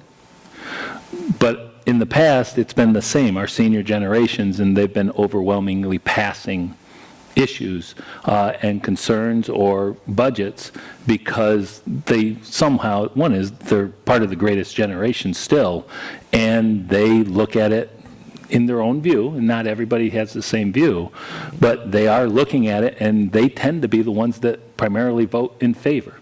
I can't say that's always the case, but that's been the demographic that we've seen in the past. Well, I didn't vote in I favor of understand. this one. Yeah. And that's why I think the board is trying to look at this to lower that impact too as best they can. Or is there any way that you can look at the average income of the county people or the school district's parents? That's the hard part, is we don't have that information, but I can tell you just because there used to be group U.S. Business First out of Buffalo, and here's the hard part.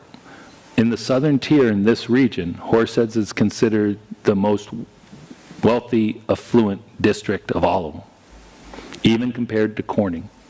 Big Flats is considered one of the top 5 communities in wealth across the upstate New York area of all districts. And that was about 6-7 years ago, just pre-COVID. Unfortunately, we love that information, but we don't compile it. They did. Right. And after COVID, they sort of stopped compiling it because they ran out of staff, unfortunately. I will tell you, we do have a major piece of industry coming into Horseheads that's being built, and that is the rail project at the holding point. It's expected to bring over 500 to 750 jobs. That would be wonderful. Yeah. That would be wonderful. Well, I thank you for your Yeah. time and Thank you. for allowing me to speak. Thank you for coming.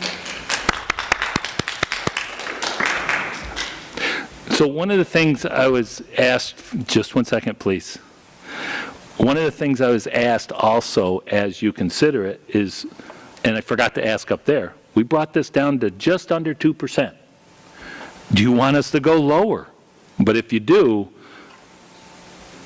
if we go lower, we are looking at other things that are going to be less popular. I think we are pretty much outside of non-staff and program impacts. So we just have to let you know. We'll try to figure it out, but we would need to know tonight to get ready for next Wednesday. And next Wednesday won't be a long meeting because we've got to present the budget and the board has to approve it because we have to do a newsletter, everything else by statutory, and get it out within 2 more days. I mean, we're on, look at, we had like 3-4 months. We have 7 days. That's all. So those are the things that we wanted to make sure that in the final before we leave that you can comment on.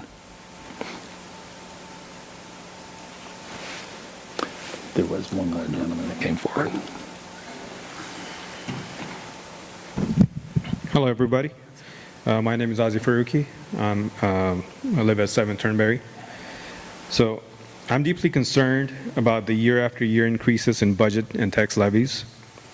Last year was a massive increase, which the taxpayers absorbed. And again, this year, the board asked the community to pay more. How about the board take a close look at all the expenses and make cuts in the right areas? To me, academics are important. So prioritize funding academic and teaching programs and cut in other areas. It's the board's job to come up with the right budget and funding the right programs. If there are revenue shortages, then reduce expenses rather than continuing to ask people for more money. People are tapped out and pragmatically cutting their own costs and expenses. Why can't the district do the same? Speaking of expenses, why are 7 buses being budgeted for $1.9 million? That comes to over $270,000 per bus. That seems extremely high for a bus and is a cause for concern when a simple Google search result shows that buses cost around $100 to $150K. So it seems to me we're paying double for buses. I'd like to know exactly how much we're paying for each bus and if that is a reasonable price. Thank you. If I can just give a quick answer, again, this isn't a debate. The buses are set because we have to go by bidding and requirements. We don't get to set the price, and we understand that. That's all by the Office of General Counsel. That is, the 1.9 is up to it because we had to add to that. Doesn't mean we're going to spend that, but we had talked during the board because of potential tariff increases. So we had to sort of protect that we have to replace buses because they're governed by the Department of Transportation and they have a 10-year cycle. So we're looking at only what's coming off the cycle because we're obligated to keep that according to the New York State Department of Transportation, as well as our transportation meeting the needs of education. So hopefully that helped there. I'm trying to think of what the other one was because I just lost the train of thought. You had the buses. What was the other one? You had a question? No, that was it. It was just try to be more pragmatic. Yes. Oh, I know what it was. Thank you. I don't know if you watched last year, but you make a good comment. What are we reducing? Last year, we reduced the budget by over $6.5 million, and it still was not enough. This year, we've already reduced, to get down to this point, probably another million, now 2.2. So we are trying to do that, but unfortunately, our costs and revenue streams don't add up. And if we do exactly what you say, which we sort of brought that out last year, everybody got upset because we were going to have to reduce. And that's why they challenged. I didn't want to challenge this year. I don't think the board did, but they also didn't want to cut people. So yes, I said I would be one of the only superintendents ever to do this 3 times. I don't want that, but unfortunately, I have to do what my board asked me to. And this is the first time in 20 years I've ever had a budget fail, and I've ever had a budget not get a supermajority. So I take that personally, but it's the result of the time, so I understand that. So we have been cutting, but to meet your point of what you're saying is if we cut more, it's going to go into program. It's going to go into academics. It's going to go into athletics. It's going to go into art. And our number one mission is education, none of the others. But that doesn't mean the others aren't part of education. That's the hard part, and that's what the board, I think, tries to balance, not only for the district and the community's expectation, but also for the seniors and everybody else as well as the students. So hopefully that addressed that. Yeah, like I said, the board has to decide for the right areas. And you just saw the lady before me. She's getting hit with a tax levy, right, that she's unable to pay. So you guys have to look out for the community as well.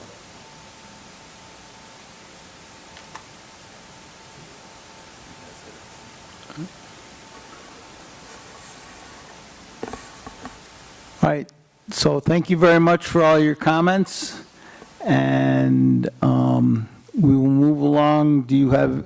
I need direction from the board. Are the cuts okay? And a debt service or oops. I'll state that again for the record. I need just from the board, are what we presented to get down to 2% or slightly below that 2% okay? Do you want us to go deeper or not? And then the amount of debt service to bring down the tax rate. Our recommendation is 1.3. Our recommendation is probably to be at the 2.0% or slightly under, and that would lead to what we've shown. But ultimately, it's your decision. Ours, the budget only turns to me once it's approved. Katrina? I mean, I hear what the community is saying, and I think that the community really did come out and speak. And I think the one gentleman talked about if you do this down to 4%, I don't even know if that is going to be good enough. When I think about the number of people who come out to vote of the older generation, it's not that they don't want to give. They do. They would give anything. But they can't give any more. They do look to us to do it. And they look to see what we do in the discussions that we have and where we make cuts from. And they want to see the board actively doing that. And I think that they do want to see, more line items. That's what people have said. So it does fall back on us to to make these tough decisions. And I don't think that what has been presented,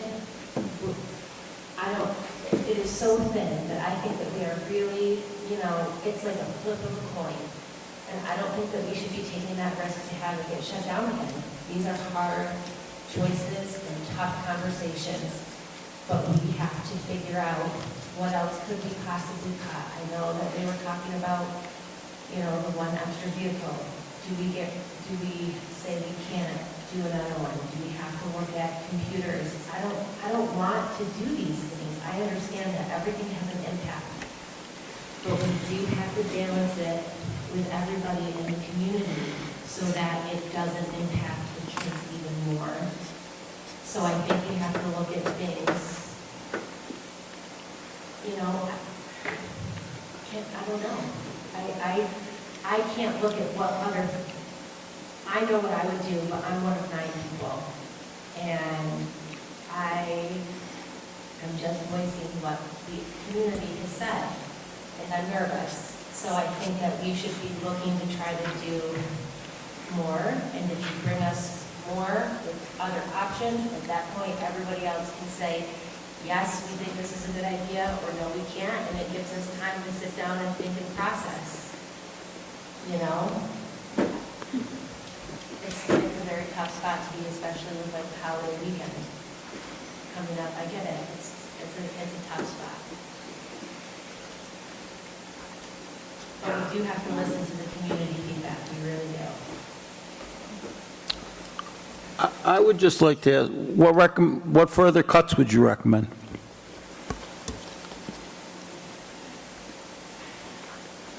I would look at things like,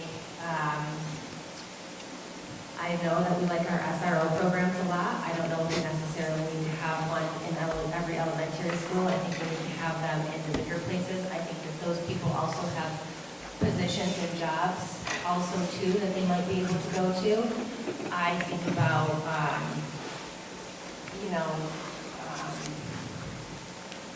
there's a couple of lines in the budget.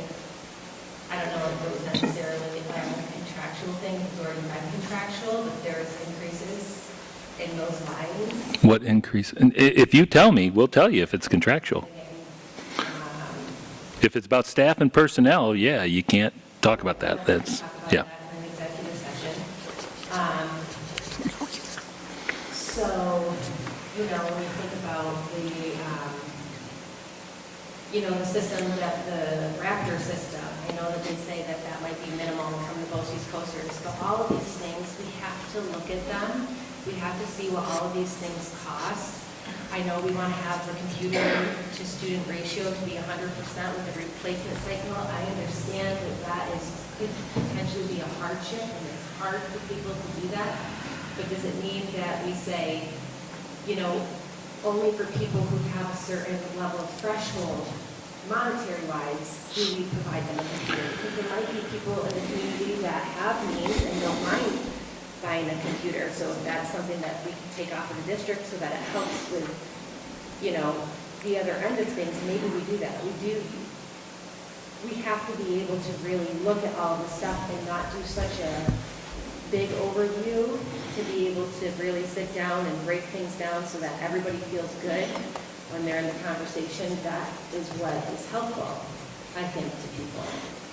So that's why I'm nervous. And I'm not saying these things like myself. I just feel like I have an idea of the pulse from what I hear from people.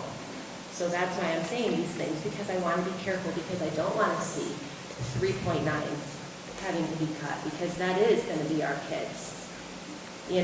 But the community doesn't see that. They don't.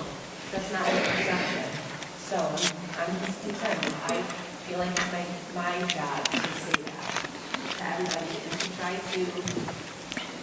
figure out a way that we can make it work. So that's why I say, let's. Well, you brought up one, the SRO program. Like just anything that we can do, we have to try to do it. Yeah. We do. Well, you brought up one, the SRO program. The question is, does the board want that safety and security in the elementary school? Because if it's going to be one that would be at the next level, no matter what, we mentioned it last year. If it's 2 officers, and we don't control that, and just so that you know, you did say most of these officers are retired, so it's not about their job. They do this because they want it. But that's about $80,000 if you take 2 SROs from the elementary. But that's the same thing that we put up last year, and people overwhelmingly came out because it's safety and security like Raptor is. Raptor is a very small expense because it is BOCES-able, and it keeps pedophiles and other people that are labeled out of our schools because they can't get in. The question is safety worth it? It's not convenient, that's for sure. So all we need is discussion from the board.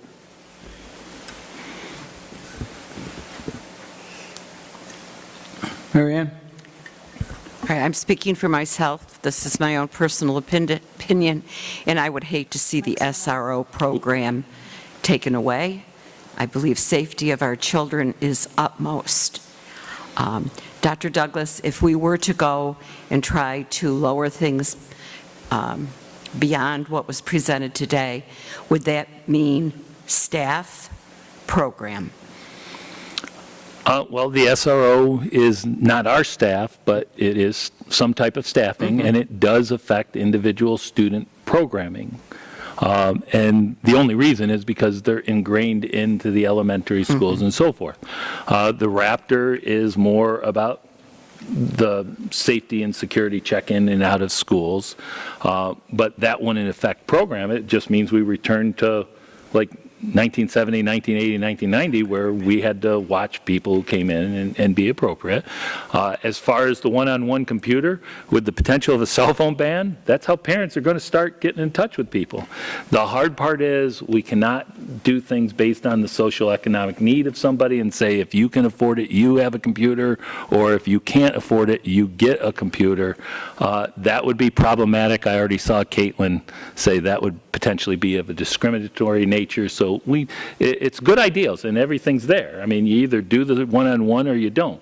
It will save money, but it will also knock down the budget next year because it's also BOCES-able. So what happens is you always have to balance when you cut something out.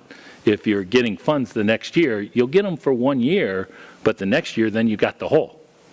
But you aren't paying for the thing. So it's a balancing act. I can tell you administratively, Tony, Caitlin, myself, and Kelly, my administrative team, as much as possible have gone through and tried to do everything we can. If we start going anywhere more, and this is not like anything, it's just saying, we can reduce, but it's going to mean staff. It's going to mean program. And the board is still trying to say, how can we get the best possible plan for the community to consider that will be above 50%, and still be successful and positive for the district, the students, and the community. That's what we've tried to bring you with the potential of lowering the tax levy as much as possible with that. To get it to 1%, 1 cent, or $1 per 100,000, you need $200,000 more in reductions or debt service. We don't feel comfortable going above that debt service, so it's $200,000 in reduction. If you go negative, and remember, that was one thing, last year it was suggested as a substantial tax increase. Substantial last year was no more than $24 on a $100,000 home. But in August, it ended up being negative $44 on a $100,000 full true value of a home. So it was actually a tax reduction. That's why our rate is below $16 right now, and everybody else, Elmira, Corning, those are up near 19, 20, 21. So when you look at it, it may look like it's a tax increase. It could, and our 10-year average is a lot of time, whatever we put up, except I think it was really 1 year, the tax rate is lower than what we say, just what we put up, just because we won't have the final information from the municipalities until August when they set the final rate. So that's always the hard part. We're doing the estimate. Our estimates have been conservatively very much on the high end. So that's the balance that you've got to do. I mean, you could go down to 0 and say the assessments are going to come in higher, and we have no control of that, and that could be a negative 0.6. It could be a negative $1. It could be zero. But we know right now we're close to zero. Did that go off? Oh, sorry. Thank you. I'd like to speak to the SRO for a second. I would be opposed to cutting the SROs. And my experience with that was back in the Great Recession. I was still employed at the time, but they had budget meeting, and it was out at Breesport Town Hall. And you couldn't stand in that room. There were so many people there. And at that time, we had one SRO in the high school. And the first three speakers that spoke, they said, I don't care what you do with the budget, do not take away the SRO. Safety is the most important thing. And that stuck with me. The public, when they see the SROs, it gives them confidence. It gives them a feeling that their children are safe. And if it had to be something else, but not the SROs, I would be adamantly opposed to cutting the SROs, because the public spoke earlier on their desire to have it. And we were very fortunate to continue to add, and I think it should remain, especially given today's world. Christine?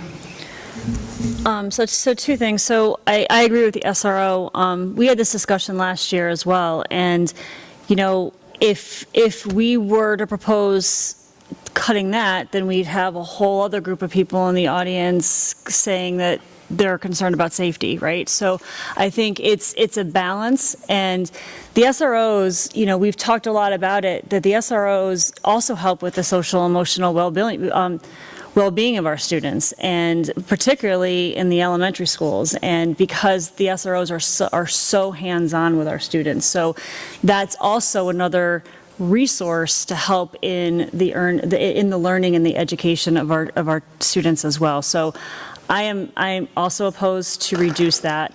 You know, I think the computers, you know, we talked about this also, I think several years ago, you know, when we were looking at the 101, and the question was asked, you know, can students bring their own to minimize that cost to the district?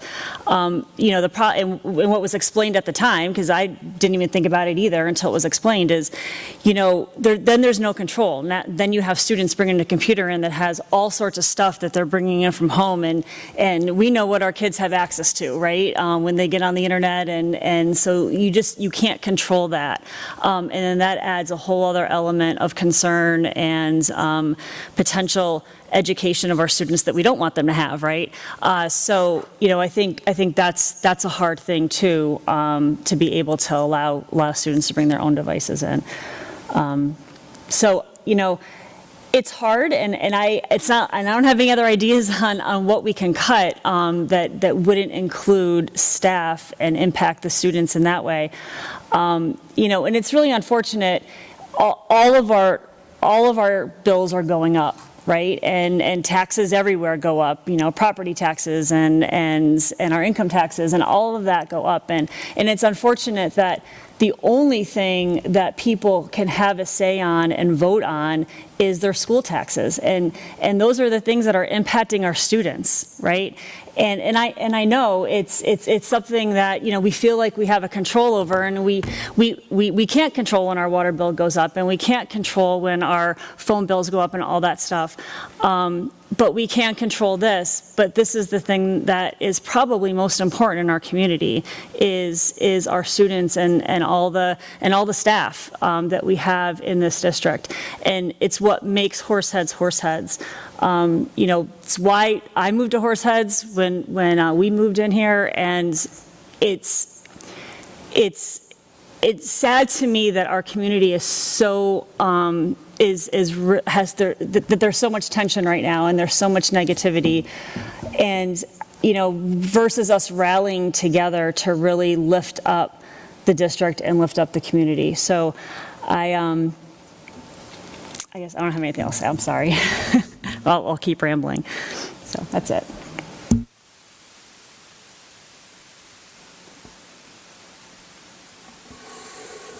Julie? So, I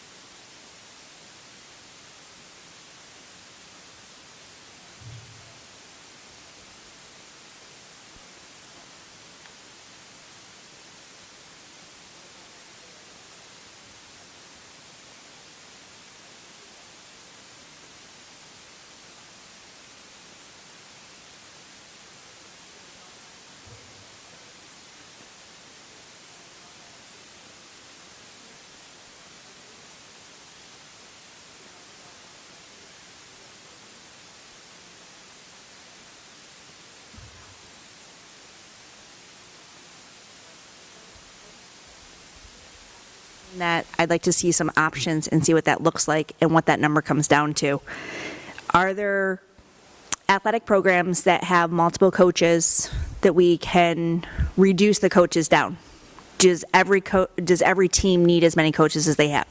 Is that an area that we could make cuts that still doesn't impact? I understand the ratio of athletes to coaches would be impacted, but it doesn't take a program away from the kids. Is that an option? I think we have to get really lean, and we have to look at it and say if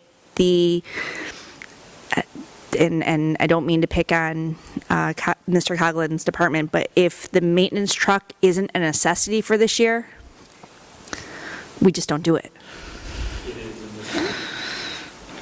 That one is a necessity because the truck that they have is no longer able to be put on the road. Okay. So Pass that, inspection. and that's why we went to them and said, hey, instead of 2, what is the real need? Right. So I guess for myself, it's like, just kind of, we got to find ways to tighten it up and be really, really lean.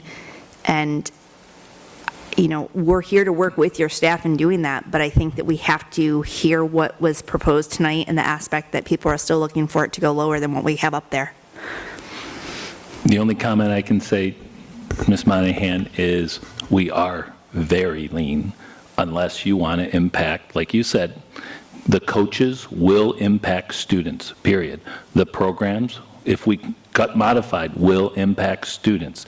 Just by removing the coach, yes, there's savings, but that is what the board asked me to try to keep it away. If the board wants to make more cuts, we'll give you more cuts, but you're going to be in here on Tuesday night because we have to be done Wednesday. And I can't do this in a live meeting and reset the budget. That's why I'm looking for the direction tonight. I'm not saying cut modified. I don't think we should cut that type of program when we've done so well to build that up. Yep. But I do think we need to look at the entire big picture and really, if there's an area that's not being utilized properly, or we can, or attrition and we're not filling a position or something along those lines, I think we need to do it. Yeah. And I can assure you that anytime there's a position, we are looking at whether there's the need or attrition. We've already exhausted most of those.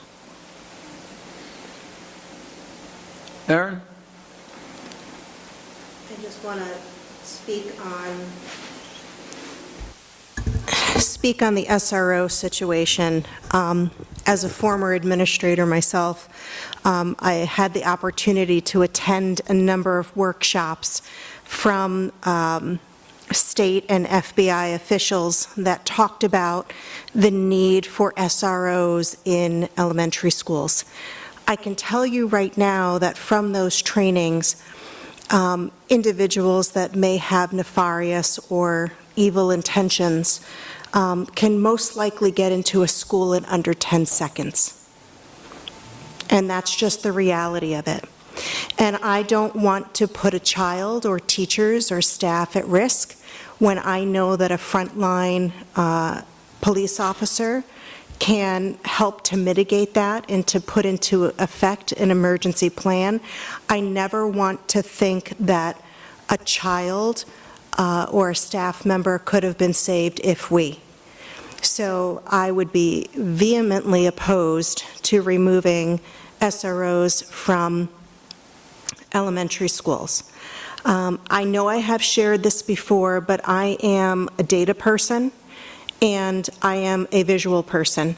So for me, and I believe people in the community would appreciate this as well, as it has been shared with me, that to be able to see what a contingency budget looks like, right? So line item for line item, what does that mean? So staff reductions, what does that look like? Program reductions, what does that look like?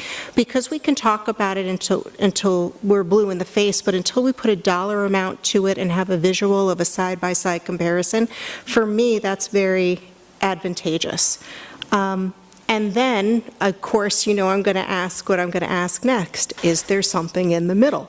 So is there what we have now? Is there a worst-case scenario, in my opinion, which of course is an austerity budget, or a contingency budget, sorry is the other word. But is there something in the middle? And I, you know, Tom, and I understand that you defend the budget. That's what you need to do. You need to defend the district. I get that. But I think, you know, we have to have these conversations. They're difficult, and we need to have visuals of what that impact would be. You know, good, bad, ugly.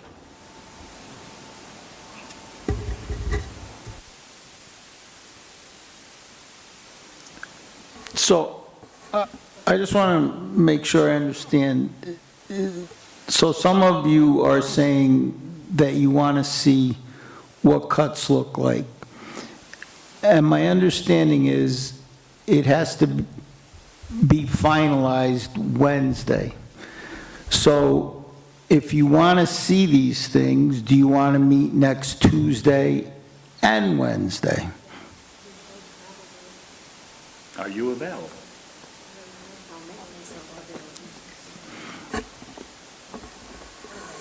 And then secondly, I've heard a lot of broad generalities that we have to get lean and things, but other than the SROs, I haven't heard any suggestions on where you would be comfortable, which staff you'd be comfortable letting go, which programs you'd be comfortable letting go, because it seems to be the next phase is we have to hit programs. And we're dancing around. You say we got to have hard conversations. Well, tell the superintendent what programs you want to see cut, what staffs you want to see cut, and don't speak in generalities. Sue, go ahead. Go ahead. I'm sorry, Sue. I didn't mean to. Tom, you made a statement that $200,000 would bring us down to what? 1 cent. About 100. Roughly, it would bring you down to about 1 cent or $1 per 100,000. Every $100,000 brings you down roughly 3 cents right now. Oh, okay. So if we found another 200,000, that would bring us down to 1%. I think what I hear is we want to make sure this next budget passes.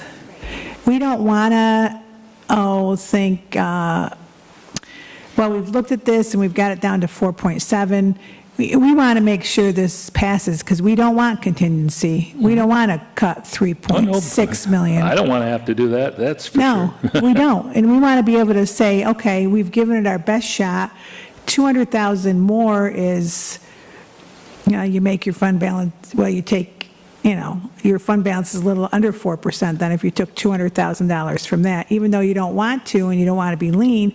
But in August, when all your tax things are, I don't know the right words, but the assessments and everything. It could end up driving it down, yeah. Right. We could even come in lower like we did last year. Yeah. And then that 200,000 more that we took to get this down is taken care of in our assessment of the taxes. You don't think that No, will what happen? happens is, say we use 200,000, I'm looking at Katie trying to see if she's going to yell at me if I say, okay, we take that extra 200,000 out of fund balance.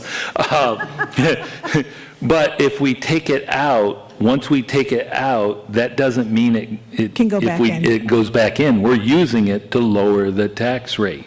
And that means it's one less tool next year because, like Mr. Savas said, you want multiples. We do look at what our multiple years out look like. We already know that most likely next year is a 2% limit again because we don't see inflation coming down.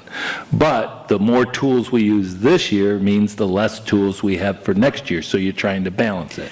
Now, if we were doing sort of what I think you were saying is, say we got it down to 1 cent and then in August it goes down more, that could be the case, and then we're in a negative. So we're actually not giving money back, we're just not raising as much funds for the next year too, because once you raise it, it's in the next year's budget. So it's trying to balance that. It's like if school districts go out at 0, 0, 0, 0, 0 every day, every year, sooner or later they're going to get hit with 20, 25%, because no matter what, the money keeps going up. And that's what a lot of the small school districts are in. So you try to manage, and that's why throughout this, a lot of people have said, and you've heard me say, you want to keep up at the rate of inflation, which is 3.1% right now. Right. We're already below that in our year-to-year budget expense. It's 2.15. Right. So I'm not against finding the 200. We'll try to find it, but I can tell you, one of our next cuts is the SRO. Because it's not a mandated program. And I agree, we don't want to. No. But we lived for many years, even before I came here, with one at the high school. We went one at the high school, one at the middle school. Right. Well, any reduction that I would look at is one at the high school, one at the middle school, intermediate school, and one at the elementaries, and we'd have to rotate them, like we did probably, I think it was like three years ago or so, we did rotate. Right. So we want to be mindful, but, people will say, oh, so if somebody comes and hits a school, they just don't know if they're going to encounter an SRO, so do we consider that a good plan? I agree with them. No, it's not a good plan. We're taking a risk. But a lot of this budget, you heard us say, it's a calculated risk. We can look at where we can try to sharpen our pencil to keep it away between now and next Wednesday, and if we can, we have no problem going below and trying to get the best possible. The problem is we can't get to Wednesday and everybody says, oh, well, now that we're here, I want to add this or I don't want that. We've got to do this budget, and unfortunately, that's the nature of the state with this turnaround. They only give you about 6 to 7 days. That's what I was going to say. It's unfortunate that we worked on the budget that we thought would hopefully pass, or we wanted it all to pass. We thought it was good what we presented, and now we have a very short window to say, okay, make something so it will pass, and we want to make sure it passes, Right. because we do not want to affect our programs for our kids. And I think that's why we really hit that debt service. It would be wrong of us. I mean, you could literally think, okay, we have the same exact budget without using debt service. It's at 48. Well, guess what? We put one out at 48 and it failed. So should we not use the debt service and leave it at 48? And that's at the 2%, which only requires 50%. Right. We're actually driving that down to 7 cents, which the one thing I don't disagree with Mr. Savas, that's what I was trying to understand, but we have cut the levy almost close to half, drove the rate down, that if 48 went at 50.9, most likely 7 should be above that. But that's where the calculated risk comes in. You have to take that as a board members. Yes. It's a tough Yep. situation. So I just wanted to say, when I suggested the SROs, it's not because I'm for it. I don't want that. I'm just listening to the community tell us that they can't handle anymore, and I don't want to see the sports programs cut. I don't want to see our social workers cut. I don't want to see any of the cuts that we had from last year. But those are the cuts that It's a we have it's a left. rock and a hard, it's a rock and a hard place, but also too, I would like to make a motion to go into executive session at the end of this meeting to discuss some of the lines that I see on here that could potentially be, that I can't talk about. Yeah, I understand. Because I think we have to have discussions about some of these things. So I make that motion for the end, and then I think that after we come out of that executive, then we can, then you can have a little more guidance If for I can where you want to go. suggest- Yeah, if I I can just don't- suggest, I would rather go into executive session now, because I don't think it looks good to the community. We wait, then go in, and then Okay. come out. You see what I'm Okay. saying? Because if I need to, I Well, need to then know I'm that fine, information. okay, then I would like to go into executive session to To discuss discuss some of the individual lines. personnel. Yeah. Is there a second? Second. I'll second. All in favor? Aye. Opposed? Abstentions? Could we give the public a sense of how long this would be? Let's try to keep it at 15 minutes. Okay, so whatever you think. I would say 45 to an hour, honestly. You think? Oh, I wasn't trying to be that quick. I just have some quick questions.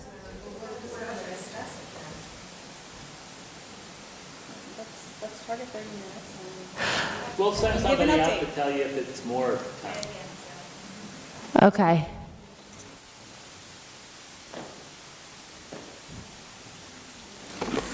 All right, so we're returning from executive session. At this point in time, I'd like the board to at least say we're content at 7 cents, and if it can come in lower, we would appreciate that. Or if we're going to spin our wheels and just say cuts have to be made, then we need to hear what cuts you want. But just saying cuts with no meat on the bones, we're spinning our wheels. So we either say the budget as presented tonight is acceptable, and if in the next few days some things might change, they review and they can get it a little bit lower, we would like that also. But if it had to come back as we've seen it tonight, then we would also be willing to accept that. So that's the direction I think we need to go now. We've all spoken on what's gone on. So I'll start with Julie. Are you acceptable with that idea? I accept that idea, thank you. Aaron? I also accept that idea. Marianne? Liz? Yes. Christine? So I'm just clarifying, you're saying if they can bring it a little bit lower, that's what we're going to accept? At here or a little bit lower? This or a little bit lower. We're not going high. Well, yeah, obviously, but, right, we just want to make sure we have something that we can pass. I don't want to put pressure on, but, They're taking notes. yeah. Thank you very much. Katrina?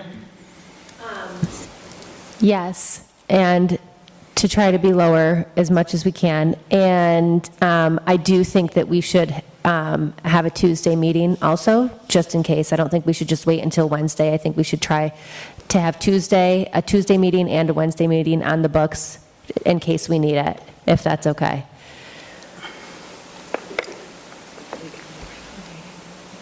Is that okay? Yes. I'm like, what's this? Please. I couldn't tell what the hand gesture was.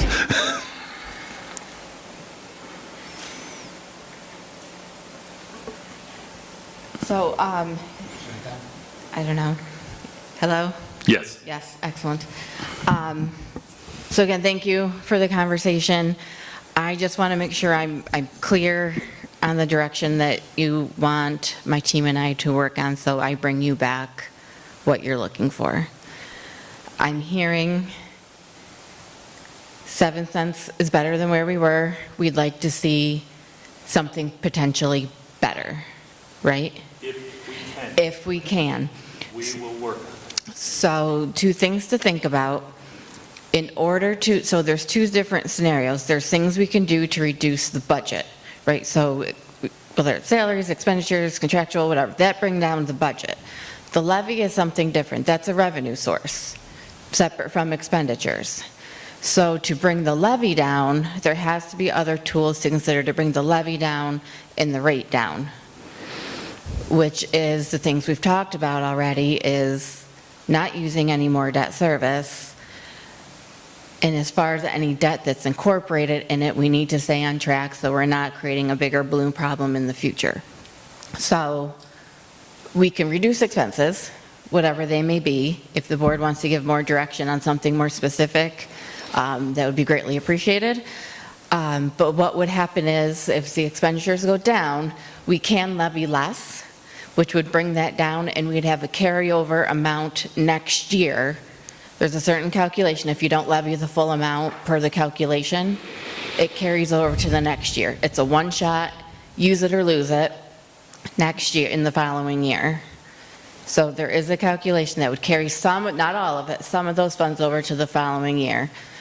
But to bring that 7 cents down, bring that 4.7 down, we need to look at other ways to bring down the levy in addition to the expenditures. So it would have to be a consideration of, do we want to be under that 2% calculation? Because we can't use more debt service. At least my recommendation, Dr. Douglas's recommendation is we are not using more debt service. Correct. So it's a matter of going beneath the 2% levy calculation. Yeah, and it's basically additional expenditure reductions. So the That's all expenditure we have. reductions, which means we need less in the levy, which would then in fact bring down the rate. Right. So that's every where we're $100,000 in expenditure reduction will bring that rate down by about 3 cents. And then next year, when we calculate the levy, there's a carryover calculation for what we did not utilize for the 25-26 budget that we do have the opportunity to use, but if we don't use it in 26-27, those funds are gone. Yeah. It's Just so that the board understands, what Katie is saying is one of the uniquenesses of this. So our 2% says that's where it should be. If, say, we reduce expenditures by 200,000 and get it down to 1 cent, that 200,000, there's a percentage calculation, but say it's just $1 for $1, but that 200,000 goes over to the next year saying the district can levy that much during that next year on top of their 2%. It's still part of the 2% calculation, it's just the way they do it. And that's to help try to stave off districts making too much of a reduction, and then next year they over-reduced and they don't have the ability at 2% to raise it. It's a safeguard in there. But we did it one other time, I think it was... During COVID. I think it was during COVID, it was like 0.38, so that 2% turned into like 2.38 in the calculation. Carried over $300,000 that we used in the subsequent year. But the board needs to understand, we have to reduce the expenditures to get that. Right, the only way to get that levy down is to cut expenditures, because the other tools we have to bring down the levy, we simply cannot use. Yeah. So we'd have to go under that 2%. So for us, if we're doing it, so I'm not spinning wheels, is we are going to look and try to keep it away from program and staff as much as possible. And we'll be 7 cents or below. But our goal is still, from what I understand, try to stay away from staff and program and see what we can do to make it a little better if we can. If we can't, it's 7 cents. That's the way we understand it, and that's what my team will do, okay? Everybody understand? Is that fair enough, and that gives us the direction? I can tell you, and I agree, Tuesday night, if we have that direction, we're bringing you the budget, and it's done. So we actually need some time. Wednesday night is there. I mean, we're not going to be changing on Wednesday night. If we meet that requirement, is that what you're asking us to do? Yes, I say yes. And we will still have, I mean, in our presentation at that time, we will have an extra part of the presentation that will say, if this budget is not what the community wishes, what will be happening afterwards? Because I think that's what you also asked. And we need time all day Wednesday and over this weekend to really do that and try to make it so it's generic enough that it doesn't cause people too much alarm, but specific enough that it helps people understand its staffing and its students' program. Is that fair enough? I think we're getting there. We tried to do that today. It's just still too early. Is that what you expect as well? Yes. But I think with that though is, I think you gotta be, you need to be specific enough, right? Yep. So people understand when you say staff and program, what does that mean, right? Because if I'll just go with like extracurriculars or whatever. If I'm a sport parent, I might say, oh, well, sports will be okay, they're gonna get rid of the arts. Or if I'm a music parent, they're gonna say, well, they're gonna keep music, so they're gonna get rid of sports. So I think it needs to be specific enough that people really understand, if we go to contingency, this is what it looks like, and this is how we would do it. No, and I think that's, like, I can tell you, just using this, and it's not anything against sports or extracurricular, we are going to look at how do we provide our educational services first and foremost. Right. Then, what are the extras? That's even APs, all of that. It's modified programs, it's extracurricular, it's field band, it's our clubs, it's not just at the high school, but we're trying to look at it across the whole spectrum. And we're not just trying to look at what is students. We will look as much as possible. You can see we have cut from last year's budget into this year's budget already 3.5 administrative or district level support positions and the new assistant principal for 4.5. We will still look. We're trying to balance this as much as possible across, but we have to still do the job and the operation. So that's what I mean. We'll try to balance that. Our big thing is we're also we'll have some conversations with the unit leaderships to know that if we put up, it's going to be 2 teaching positions, we may not say exactly which teaching positions it is. Because I don't want to put somebody's name up there. That's what we had to do last year, and we don't have time to issue any letters to let them know. So we want to also be respectful.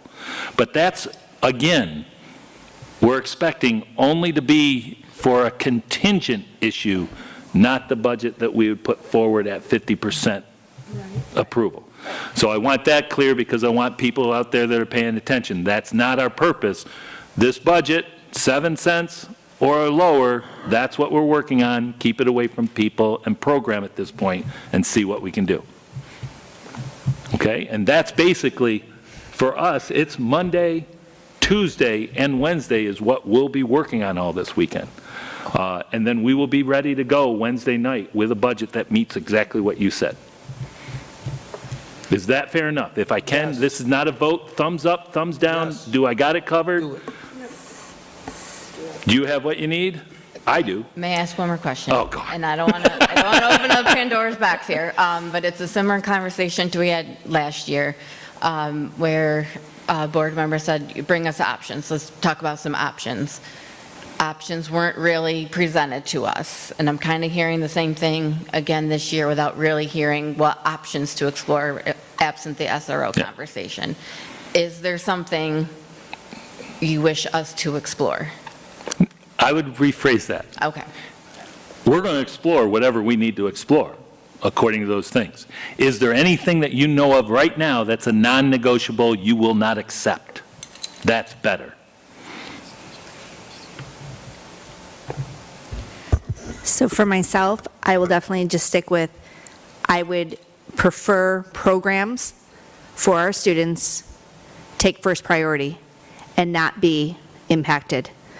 And if that means that there are reductions in staffing somewhere along the lines that we can find, however, that that fills that gap without affecting our educational platform for our students and or our programs for the students, that's the route that I would support. And I'm glad you clarified, because that's not what the board just said, is stay away from staffing and program. She was asking for options. So I said, if you're asking for the options of what I would like to see, that's more of what I would like to see. For myself, I don't want to take away from our students who weren't at the voting box. Other non-negotiables?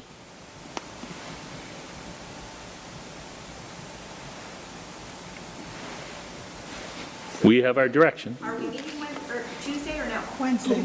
We really only meet the Wednesday. We're going to bring you the budget that goes forward. We'll keep it into those parameters or less. 6 o'clock here? 6 o'clock here, I expect, unless there's a major comment section, I expect maybe 15 to 30 minutes because we're going to meet the requirement. Thanks, Tom. Okay? All right, moving along. Thank you. Do you have a Still me. report? This is the longest report, I think. I can't. Let me turn my paper over. First of all, I got to talk about cell phones. Okay? Unfortunately, the New York State legislature and the elected leaders and our governor has put into law that no student should be accessing their internet-controlled devices from bell to bell. That's what you've heard. They've written into the law. I have the law here. And what's funny about it is yesterday, the New York State Education Department came out and gave us guidance. Because we don't follow the governor. We follow education law, which is the Commissioner of Education. The Commissioner of Education said they will not provide guidance for this law that the governor put into place because they never contacted or incorporated any of the education department in it. So as far as the field knows, we are rudderless. They have told us to contact the governor's office and ask them for guidance, and all the specifics people have, the governor's office isn't talking to anybody. So we don't know exactly. Even our legal has told us, until they give us the guidance, yes, the law's there, you're not in non-compliance if you don't have the guidance from who wrote the law. So we will be working on this. One of the things is we also want to talk to our students and our communities. That's part of it. We are going to try to do the best we can to help people out and understand. But we need that guidance before we can go forward, because it's kind of hard to write a policy when your lawyers can't write the policy because the law and the guidance from the Office of Counsel for the Governor is not providing legal the specific standards of what they expect. So it's just a wait and see, unfortunately. Now, the one thing is, we are indeterminate of how those devices are stored. We don't need pouches. A locker is absolutely fine. It must be off and put away. But people need to understand it's not just a phone. You can't have your watches that are internet-based. You can't have your headphones, your earphones that are internet-based as well. Anything internet-based, unless it's a computer that's required for education, is not going to be out, and we will have to develop those protocols. But we want to work with the students and talk to them, and parents, we want to provide them the opportunity, because one of the pieces of the legislation is we must provide a way for parents to communicate with their kids. All of us went to school when we probably didn't have cell phones, and guess what that way is? You call the office, you leave a message, the child needs to get hold of the parents, then go to the nurse's office or the main office, or look at kids are resourceful. Every kid has a one-to-one. They have an email address. They will use that email address and contact their parent by email. That's still allowed. But you cannot distract the education environment with something that's not school-sponsored. So we will work through it. Our teachers tend to do this very well. A lot of them have devices or things for storage. At this point, there's no expense, but it is more figuring out how you're going to handle it, how you're going to work. Even a backpack can be considered a storage device, but they can't take it out. So a lot more to come. We just want people to know we are aware of it. We are working on it. As soon as we know more, we will put out, and we will probably have an evening night for parents to come in, as well as discussion with staff and discussion with students, as well as discussion with the board. So that's that piece. The other part for tonight, which we promised a long time ago, which is we've been working on, and it's the start time finalization. We said we were in plus or minus 5 minutes. So when you look up here, the start times for 2025-26, because we need parents to plan, is our first school that opens is the middle school, intermediate school. And if I can, I need to go so I can see this. It's right here. It's hard to turn around and see it. The start times here for the intermediate middle school. Our buildings will open at 7 o'clock. That's 15 minutes before the middle school starting of class at 7:15. Remember, we said 7:20. We had to move it because buses need 20 minutes in between. We only had 10. So 7:15. Now, if you notice buildings open, there's an asterisk by it, and I'll get back to that. There's a reason. The instructional day will go about, and the ending dismissal time for the middle school is 2:05.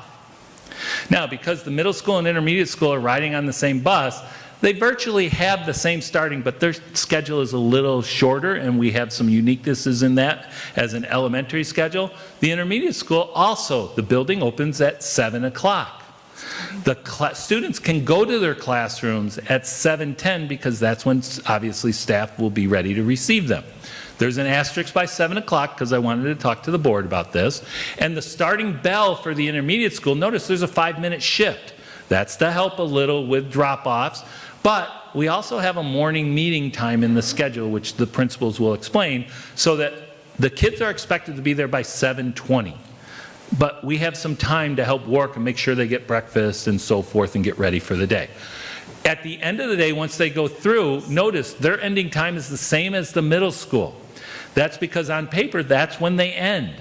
But our buses will be there roughly about 1:50 because they actually start dismissing before the middle school and get them out onto the buses in their seats assigned, and then the middle school will release at 2:05. So a lot of the intermediate school parents that come and pick up will be parked, they'll come pick them up, and they can leave really almost before middle school departs. No matter what, we cannot control parent behavior. We will try to do the best and we'll provide advice. Parents will need to make sure that they try to look at the times and not come at the last minute, because that's what we do see is, you know, the parents that come, like right now at the intermediate school, at the middle school, there's not an issue at 7:20, but the real issue is at right around 7:35, 7:40.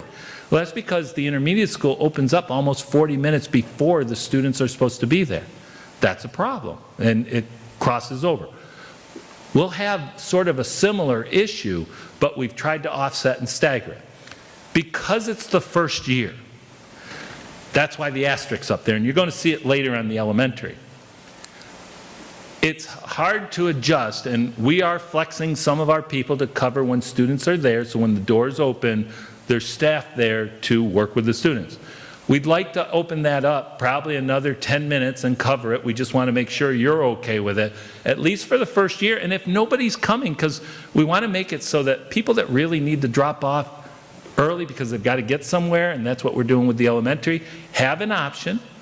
And we open up that 15 minutes to about 25, which currently is about 25 minutes. And it allows a year for people to try to get into the practice, plan, and work it out. Because ultimately, if somebody's having a problem, we can work it out in a system. I know people won't necessarily agree with this statement, but our buses will be there and they will be picking up, and you can utilize them. Just call the bus garage. I'll throw out a shameless plug. Right now, everybody, I think before June 1st, is supposed to be filling out whether they need busing for next year, because that's how we set it up. No one will be denied, but we start setting it up between June, July, and then we clean it up July, August to put out. And if somebody comes in after that time, we just ask for 48 hours, they will address it. So that's the middle school, intermediate school. Does everybody think that extra 10 minutes would be a good idea? I do, and we just didn't want to assume it, because officially, our staff at the middle school will be on duty at 7 o'clock. And we're putting this out tomorrow. We didn't put everybody's time up there because this is about the students. We will take care of our employees over the weekend and get them their information, because they're waiting to see this too, because they have to make plans, right? And then what happens is our intermediate school, our cafeterias will be open. We'll receive the students and cover them just like we're doing right now, just with an extra 10 minutes before this. We don't know how many people will avail themselves of it, but if they do, that's fine. If they don't, we'll draw it back eventually, but at least it gives everybody a good chance running. Questions, real quick? I don't know if we need to open 10 more minutes early, but I don't think it hurts to do that. My question would be, academic study hall that you have for athletes, Haven't started that conversation yet, but good one. Okay. Because if it's before, then we're... No, we are looking at something probably at the end of the day, which would be helpful. Okay, thank you. Yeah, no problem. Yeah, I don't, no. Others? You're saying 10 minutes earlier than 7 a.m., so 6:50? 6:55, if a parent wanted to drop off, we will help cover that. What time does Kids World get there?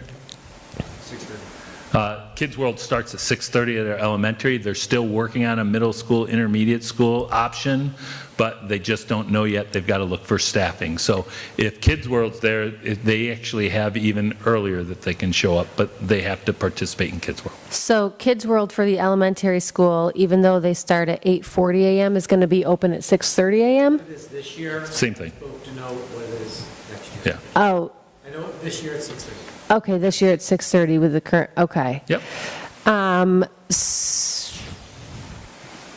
Oh, you're on the other screen. I haven't gotten there yet. Sorry. I know, yeah, no, I mean, I jumped ahead. Okay, so that would be 6:50 a.m., still in discussion. So Our recommendation is we do it because it will help our parents no matter what, and then see how it goes. And then we can always draw back and shorten it if we need to. But does the staff want to do that? It's not up to the staff. We hire the staff that will do it. Oh. Yeah. Okay, I don't know, okay, And I think just so it's that you know, early. it provides others avenues for some additional opportunities to work too. So we've always had staff covering these things right now. Yes, Ms. Unvers. So the middle school bell you have AM, but I know you mean PM. Oh, I did that again. I At forgot. 2:05, so if they're doing sports, what are we going to do with our middle school students that have sports right after school, but the high school's not getting done till 2:35? Well, actually, any student that's coming up for a JV or varsity will just take the regular bus and have a pass to get off at the high school for their Okay. sports. Got you. And then those at the middle school will have to have some type of study hall coverage after school. That's sort of like what Ms. Monahan was talking about. Okay. Because our staff are actually still going to have time after work that they have to do their duties as well. Okay, before sports start. But yeah, Okay. we will work out those details on behalf of the programs. Okay.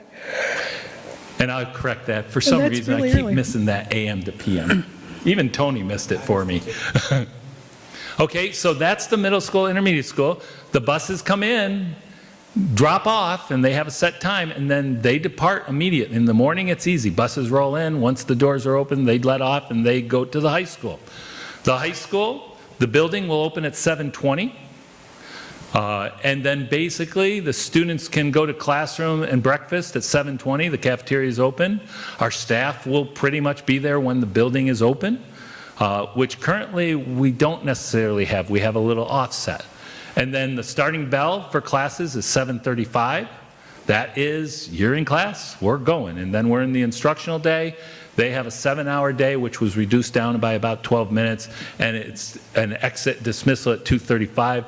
That coordinates that 2:05, they got to load the bus, leave by 2:15, and they need 17 minutes in traffic to get over, to get into place for 2:32, to load at 2:35. And as they get throughout the year, they should get a little more efficient at that.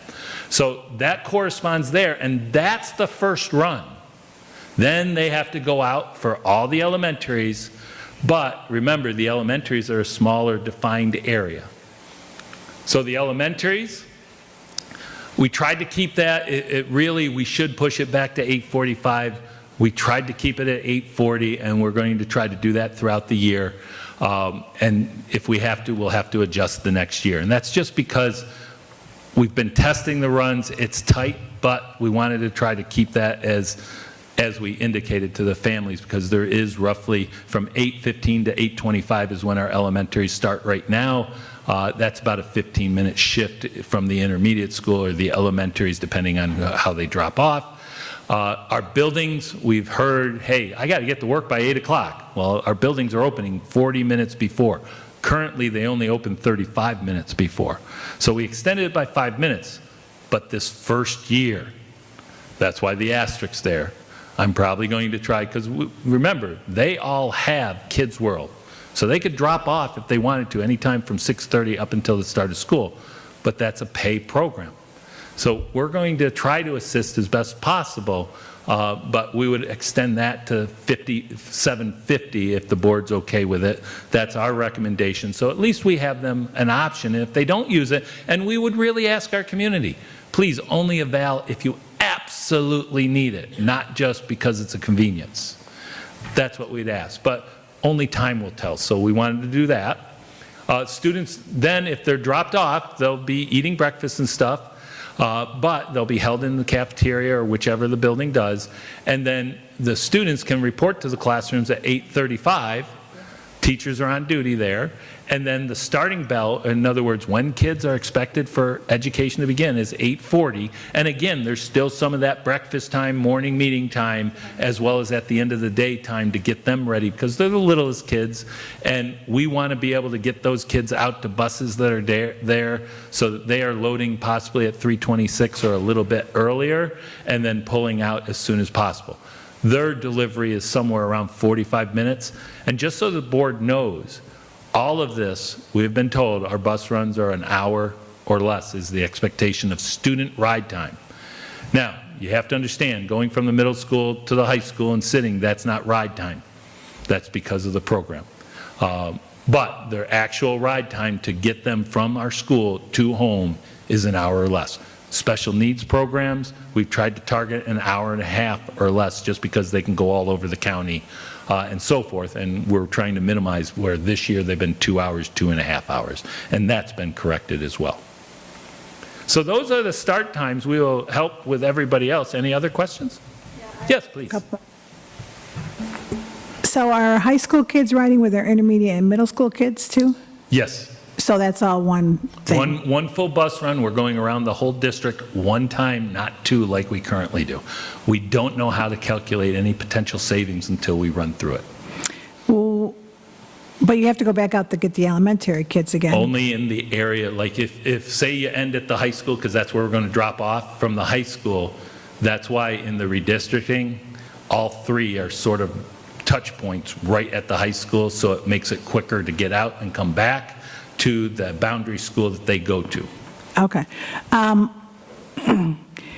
Yes, Kids World is available, but they have a limited amount of people children they can have in their programs too. So Right. I think we would have to pay someone to be there at $750 or $650 to cover that time Correct. for the buildings. And we currently do that coverage and pay for Okay. it. It's just a little bit extra. Right. Just so that you know, Kids World sign up, and that's why it's important now. Kids World sign up, I think, start between June 1st and something like that, isn't it, Katie? For fall? Yes. It's already open. It's open, so by having this now, by getting it out, Kids World will send out another opportunity, because although they take limited numbers, if they have more requests, they will try to service it as long as they know up front.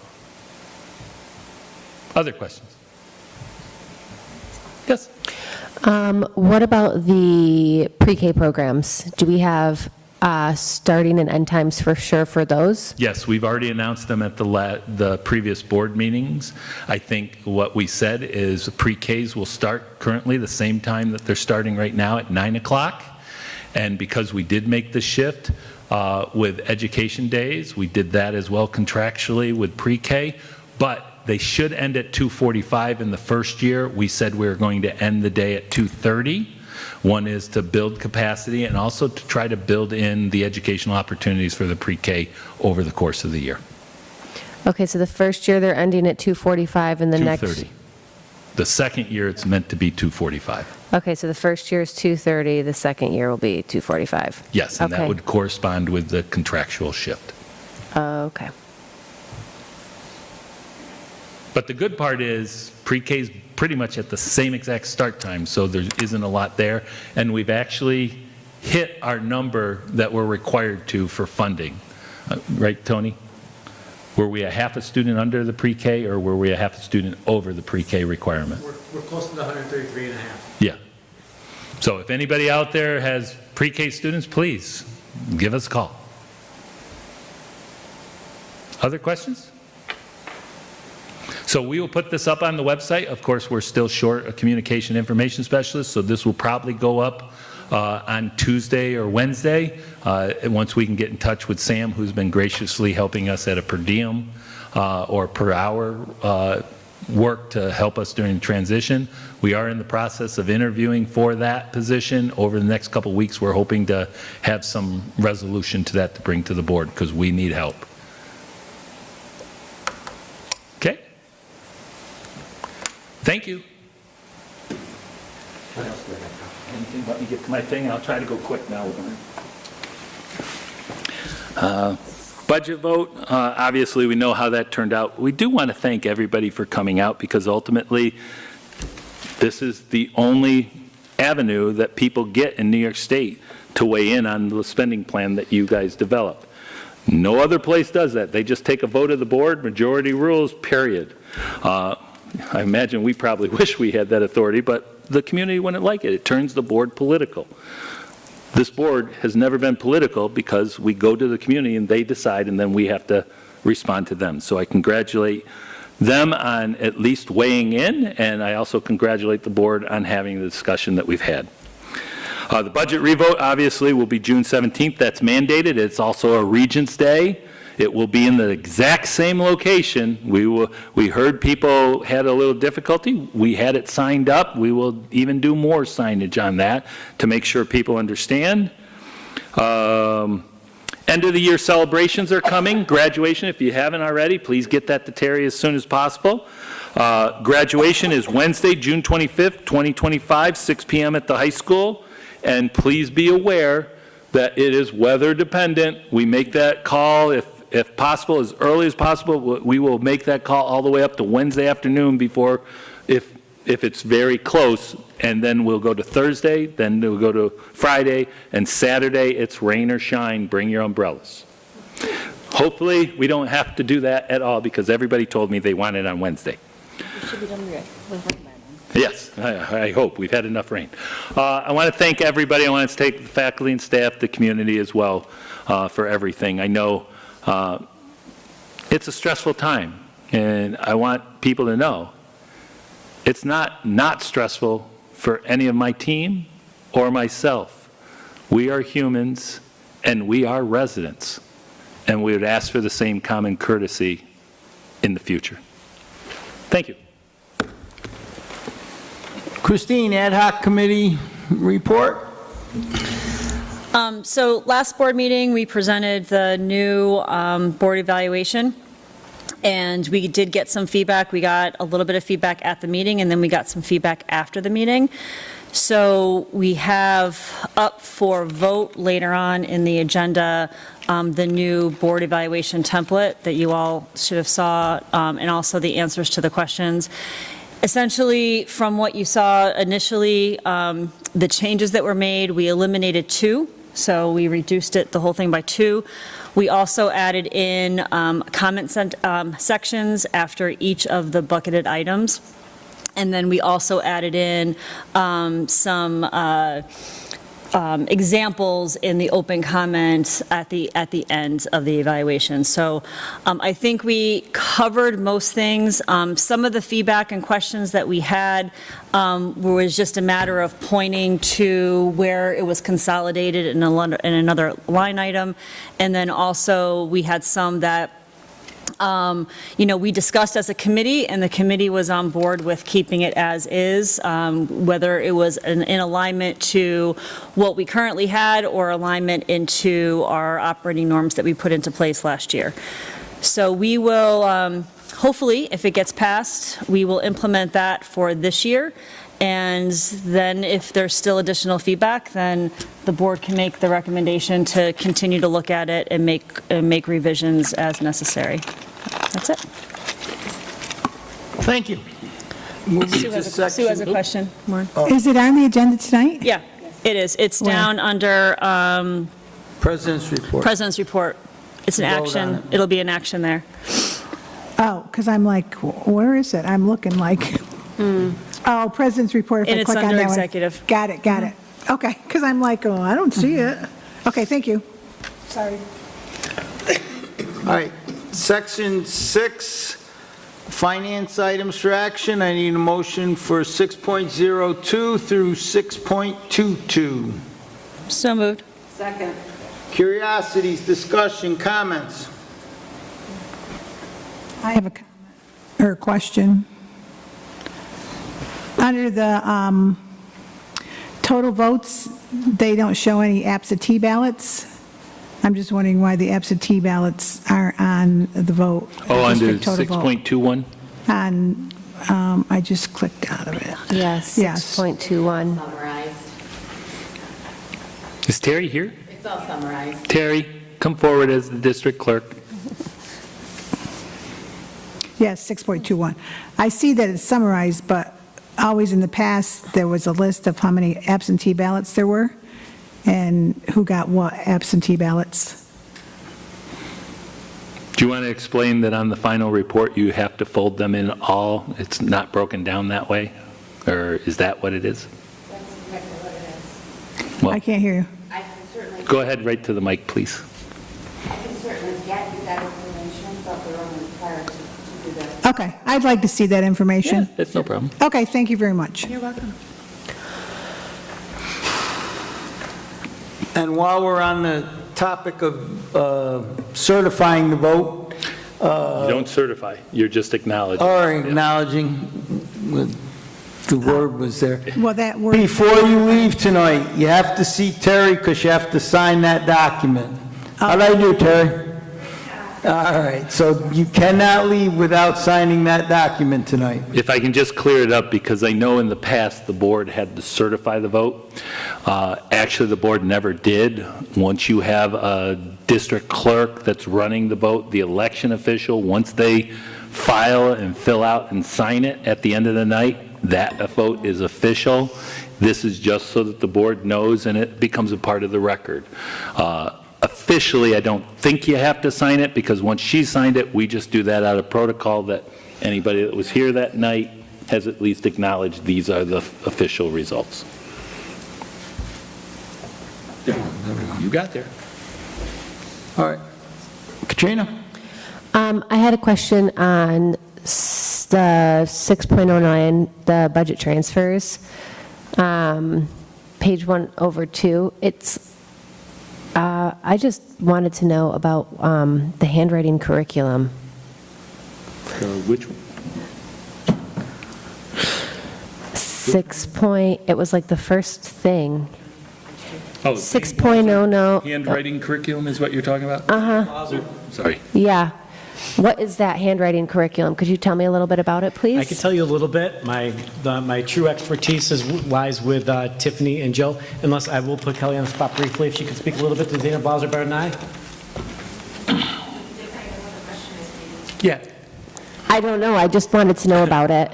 And like in general, I don't know about it. So that was just a question. It's one that has been directed in our curriculum work with staff. It's literally a handwriting program. Us teaching students how to form the letters appropriately, upper, lowercase, goes first grade through second grade, first through third, I think, actually. And then we start into cursive with Zaner Bloser. Okay, so this is like the cursive one, and that comes into at what grade level when we start doing the cursive? First, second, third. Third, I want to say third. Second, beginning of third. And this is, Both manuscript and cursive, depending on the grade level. okay, and this is just starting to come into the, It's been in conversation for quite some time. I think this is, Last year. yeah, I'm trying to remember exactly what additionally we are purchasing through this particular, but it's just to continue the work in there, in the curriculum work. This is part of the teacher-directed, yeah, this is something they wanted to make sure we start implementing. We've created a lot, but we also recognize that sometimes we do have to go to a vendor for a product of research-based. And so this is a small little piece of that work that we do in our ELA curriculum, but they found a better way. So, yes, we want to make sure that we get what the teachers are asking for and want, and this is the example of that. okay, thank you. I'm sorry, I can't give you some more specifics. I will gladly. No, put that's in the all. board I just, update. when I was looking at it, I was like, Yeah. there was just a lot of the little different things, and so I was just wondering what exactly it I'd was. get some yeah, dusty on that one, and I'll certainly reach out to Tiff and we'll do a board update. No, that's great, thank you. And then on the district reserve plan, are we approving where we're putting the money for the reserves, or is this just giving us general information on it? This is just general information. Each year, the board is required to review its reserve plan. Once reviewed and approved, it does go up on our district website, and it's just a document that explains what reserves we have, what their purpose is, how we utilize them, and our target goal for what balances we'd like to see and what our current balances are. Okay. So you're not approving putting any money in it tonight. This is just where they're at. This is just where they're at, and... Informational purposes only. Right. That goes on our website for the public as well. Okay, and we don't have anything that is more current than the March of 2024? We did it as of the end of our third quarter. Okay, because the thing, it just, for like the debt service fund, it says like the March of 2024 on the presentation. 2024, should it be 2025? Which presentation? This, when I click on it, when I was looking at it in the summary, okay, so the top page does say March 31st, 2025. Yeah. But then when you went down to the summary of the debt service fund, that one says as of March 2024. Yeah, we'll correct that as a typo. To the 2025. Okay. Yep. Okay, that was my question. Thank you. And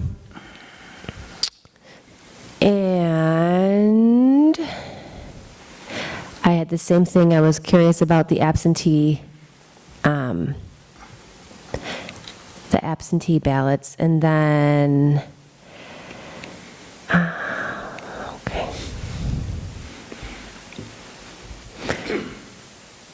For the paging system on the change order log.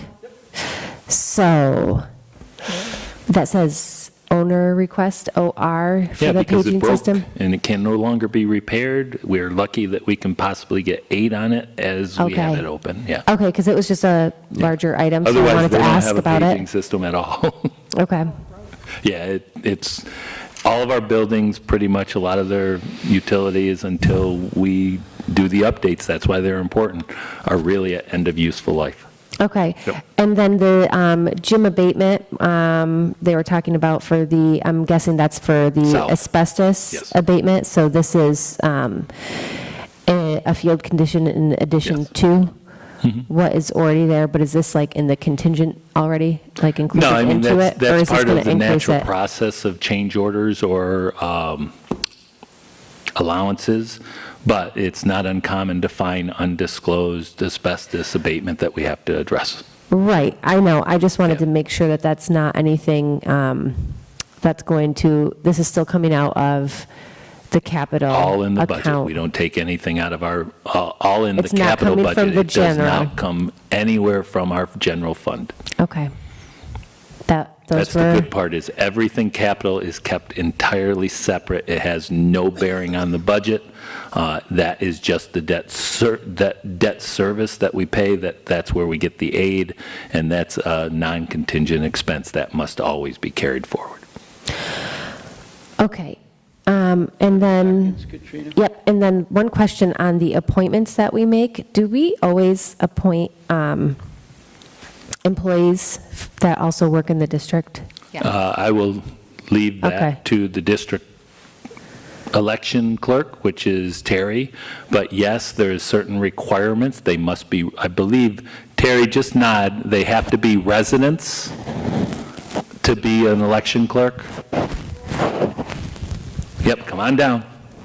Sorry, Terry. That's okay, she's getting her steps in.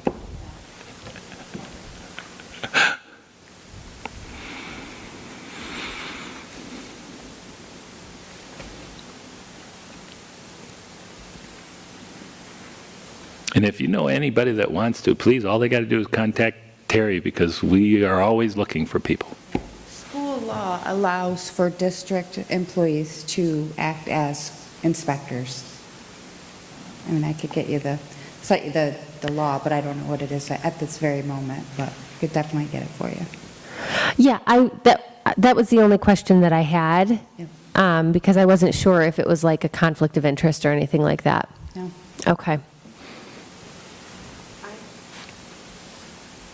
That's all my questions for that whole section. I just had a similar question. So is that why certain people are paid different compensation for, like I understand the first person being the chief election inspector, but So is the that law also certified- allows you to pay different rates for those? Well, the law doesn't, but we pay different rates because the certified election inspectors, we get them from Chemung County Board of Elections.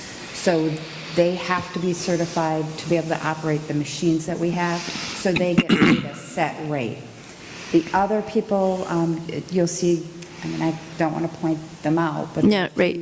people that are students who come in and help us with the vote, which we enjoy. They do an amazing job. They get paid a different rate. Then we also have staff, and then we have sometimes community members that are included in that too, that'll get a different rate. Thank you. You're welcome. All right, thank you. Oh, Aaron? I just have a question. The question is on 610 through 612. Are these health and welfare service documents still coming in? Yes. This late in the Every year? year. You might even see some in June, yes. You might even see some next year.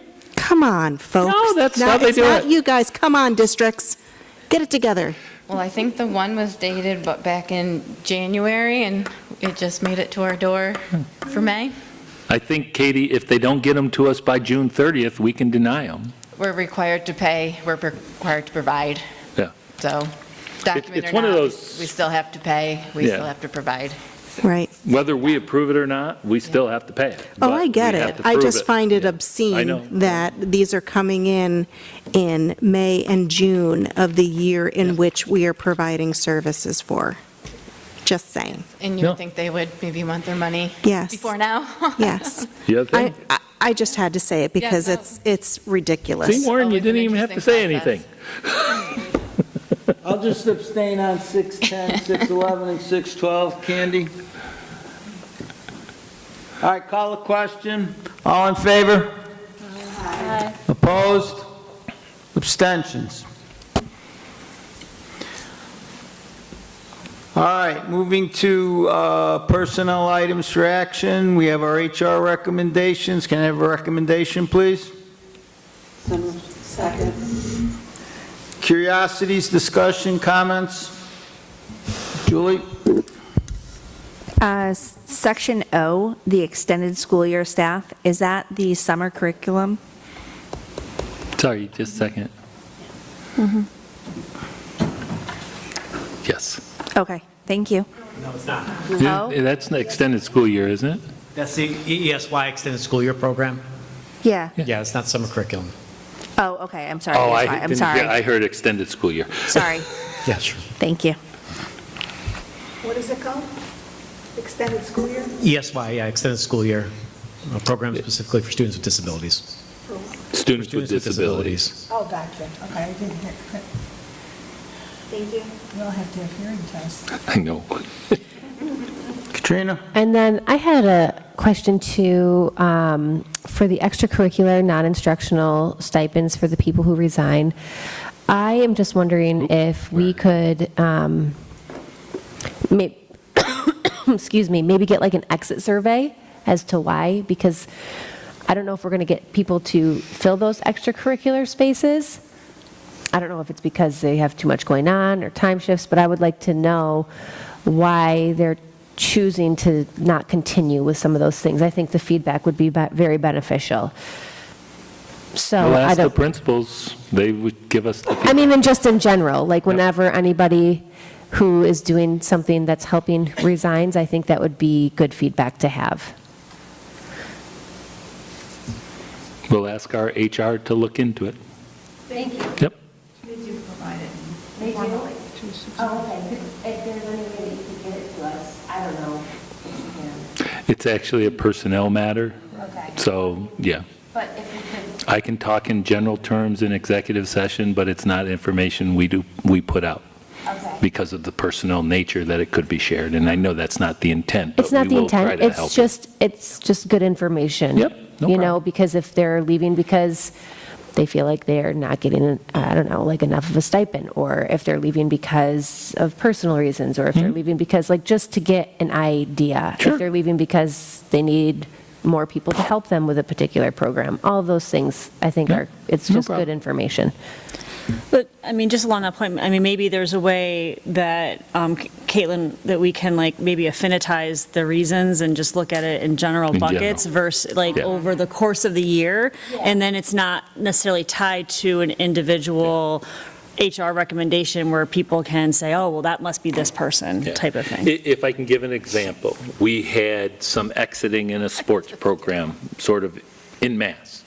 And out in the social media sphere, oh, there must be something wrong. There wasn't anything wrong. The individuals were having families, and they needed to make a change or something. So a lot of times those things happen, but nobody will know that because we can't necessarily go out and say it at that time. It does come out eventually, and a lot of those people often say, hey, we'll be coming back in the future, just right now I got to do this. It's just like, you know, you sort of get burned out after a certain amount. And we have a lot of senior people. So we've got to be careful of that, but we have no problem. We do try to ask that and ascertain from our principals what's going on. Yep. Mary Ann? I don't know if I'll direct this to Caitlin. Is it necessary for them to give a reason when they want to resign? Because I think that's kind of personal, and I wouldn't, if I was in the position, I wouldn't have to give a reason why. No, it is not necessary, but Thank you. most of them do volunteer, they work closely with their principals, so that their reasons are generally, many times, they're shared just on a volunteer. Okay, thank you. Honestly, I don't think we have a right to know, but if the rest of the board wants to know, it's their life. They can choose what they want to do. Well, if they don't want to share it and they don't feel comfortable, I'm okay with that too. But if they wouldn't mind sharing, just so we have the information, I think it's good to have for informational purposes. You know? I think you're thinking if we can make improvements from it. Right. If we can improve something. Call the question. All in favor? Aye. Opposed? Abstentions? All right, moving to miscellaneous items for action. I need a motion 8.02 and 8.03. Second. Curiosities, discussion, comments? Call the question. All in favor? Oh. Yep. We're almost there. Candy, I just need to abstain from 8.02. All in favor? Aye. All opposed? Mr. Smith, it looks like a good trip to Boston. Enjoy yourself. Looks like it's well organized. Thank you. All right, Section 9, first we have the Policy Committee report, and that is going to be me.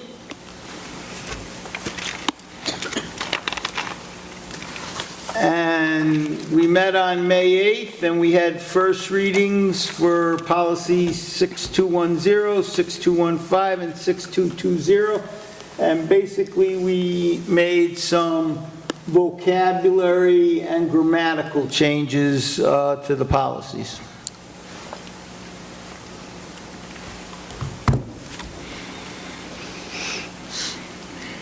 All right, need an action vote on 9.03 through 9.06. Can I have a motion, please?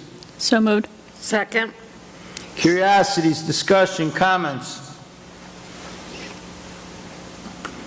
Call the question. All in favor? Aye. Aye. Opposed? Abstentions? Do we have any questions on the first readings?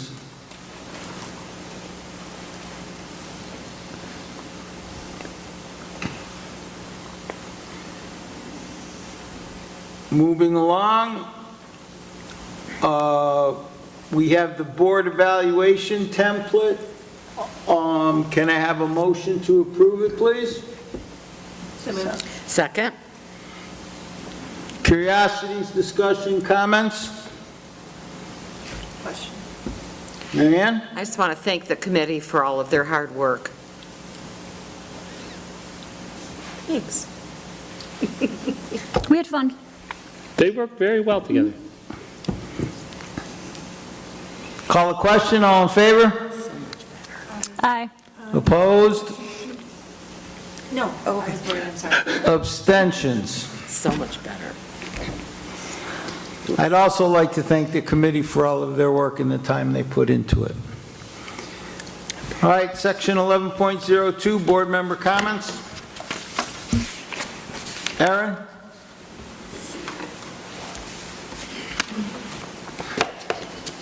So I have some things, the microphone again. So I have some things to say, particularly based off of the elections this past week. And listening to, I made a very bad mistake. I read a lot of the things that were on social media, and my heart really hurts. I was very affected by many of the things that were written and the hostile and acerbic nature of some statements that were made. Some things in particular that I'd like to address is that comments that we as a board are rubber stamping, we're just rubber stamping whatever is given to us, and I vehemently oppose that. I think what people don't understand are the numerous conversations that are had between us individually with Tom, with the staff. We are asking questions, we are digging deeper, and to say that something is rubber stamped is absolutely unfair and frankly mean. I'm going to move into my next comment now, which really stems into just cruel comments, just absolutely nasty, cruel comments about people on this board. I'm shocked. This is not the community that I live in, where I hear people talking so horribly about other people, especially during the Board of Education member race. There were things that were said about people across the board, either people that were running or sitting members of this board, that were just hideous. And I am embarrassed that I would read these things, that people would put their name on it, quite frankly. And also I want people to understand, we're not paid. We are volunteers giving copious hours of our time to sit and read, to talk, to take action upon, and to read this vitriol, this absolute hideous words that would come out of people. It's uncalled for. And on top of that, our kids see this. Our kids see it. They come to us, they ask us questions. Mom, why is this written? Dad, why is this written? These are kids' parents. I am shocked, and I implore you to do better. And if you have something to say, come here and say it to us, where we can possibly respond to you, answer any questions that you have. We did have people in the audience here tonight, but quite frankly, if you are a classy individual, we will not respond to you online. We won't. It's not worth our time, it's not worth our energy, but trust me, there are things that I would like to say. So I felt that it was necessary to say that, whatever it may be, Do better. You can be upset with the taxes. You can be upset with what you think or you perceive that we're doing or not doing, but we're the ones sitting at this table. We're the ones working. We're the ones trying. Take that into consideration before you spew your hate. Thank you. Bravo.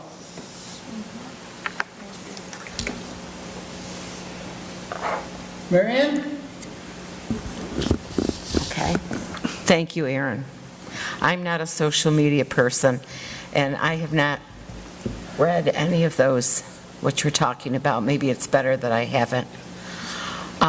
But on the positive side, I was so impressed to see how many of the Horseheads athletes are going on to colleges to play sports.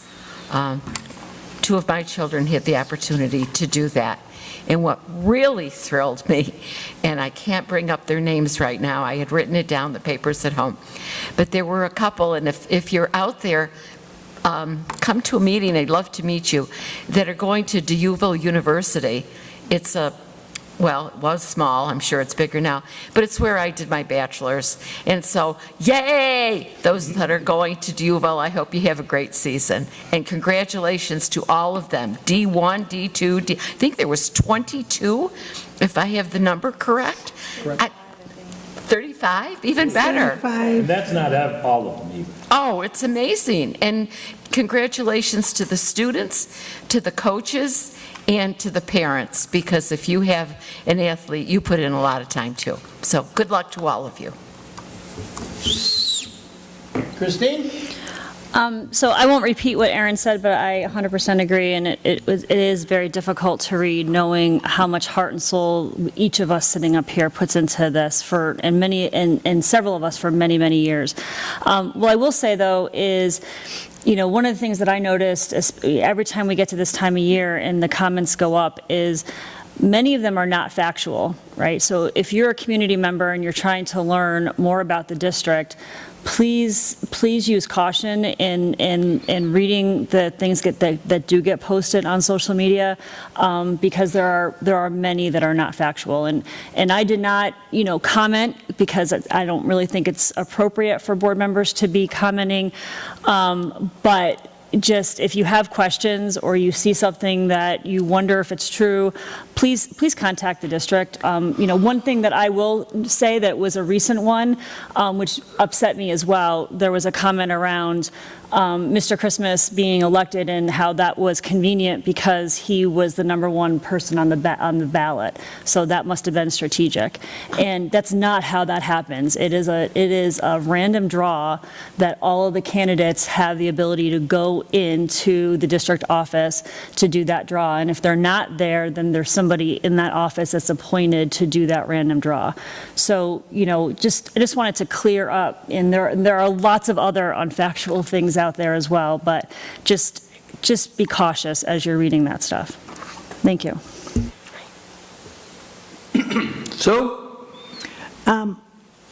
Thank you, Mary Ann, for bringing that up about the athletes and the signings, because it is exciting for all the students.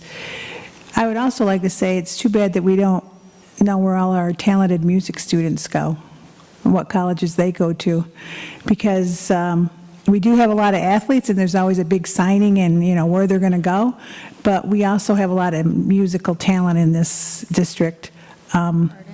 Artists that should be recognized too. So thank you for triggering my brain. I agree, they should all be honored. Because I just needs help sometimes. Are we selling Hibbard Road? I mean, they talked about it in last year's budget, but. We have about another year. Yeah.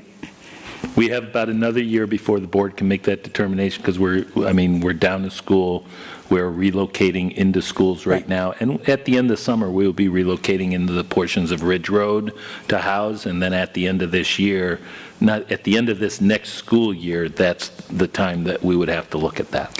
Right, because I knew it was put out last year, but then we never heard anything, and that triggered my brain. Sure. And I almost forgot it. Okay, thank you very much. Katrina?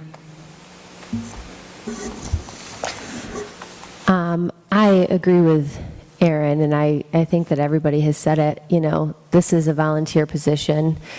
We all do take our time to be here, and it doesn't feel good when you read comments out on the social media world. It doesn't feel good to see people who are trying to run getting tore down, and things escalating, and this is why people stop running and stop volunteering, is because it doesn't feel good at all. And it, you know, you can come and talk to us about it, you know, about the concerns you might have, you know, of whatever it is. We're definitely here to listen.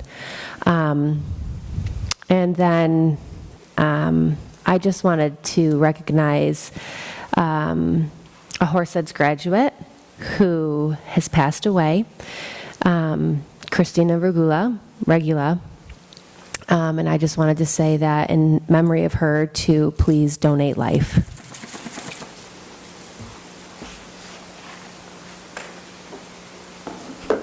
Anybody else? And then I'll go last. No, everything that's been said, I would have said, so I won't repeat. Well, just to wrap up, thank you, Sue, because our visions and voices are out. That highlights our art program, especially. It's Mr. Bell and the art department, and all of our students do that. We will get a copy for each of you. I only have 2 copies here right now, but we will get that out. Please, if you get a chance, look at it in our schools, as well as the kids that have it as well. I just want to address letter from Mrs. Finlayson, because one is you're here. So we did get the letter at 4:44, so we were already over here. So the district clerk. The district clerk is where everything goes to, and then the district clerk will either bring it to the next board meeting, which has been explained numerous times before, or I'll include your letter to my update tomorrow to them as well, which the district clerk does. And then I am also a person that receives it, and I will clear up anything that I feel is potentially either accurate or not accurate. Well, it goes to the board when we have it. We are very straightforward. Yeah. That is the board's choice. Thank you. So, as well as, I just want to we have an election over, and our welcome letters are going out to our board members, and this is for the board. I've taken advice from the board over the time. In addition, those welcome letters will start their training process. They will have eventually a meeting with the board president, myself, just to start off and start the introduction into it, as well as try to set up things that work with their time schedules. But one of the things that this board has talked about is we need people, and we will reach out to them, but the board calendar is already being developed that we wanted to try to get ahead. So we are targeting the week of August 4th for the summer board retreat. August 4th. And I'll put this in my update tomorrow so that the board here has it. I will ask the district clerk to contact the newly elected board members that are not on the board to reserve that as well. I think that's a week before. You're saying that day? The week of. I don't know which day yet because I have to try to find somebody. Yeah. And then we are also, and I'll put this in the update, the educational tours are going to be slated for Tuesday, October 21st. That's 8 to 12. The midwinter retreat is the week of January 19th. That's sort of like Regents Week or something. The board retreat there 4 to 8, so that you have that. And then February 5th will be the capital construction tours, 8 to 12, district-wide.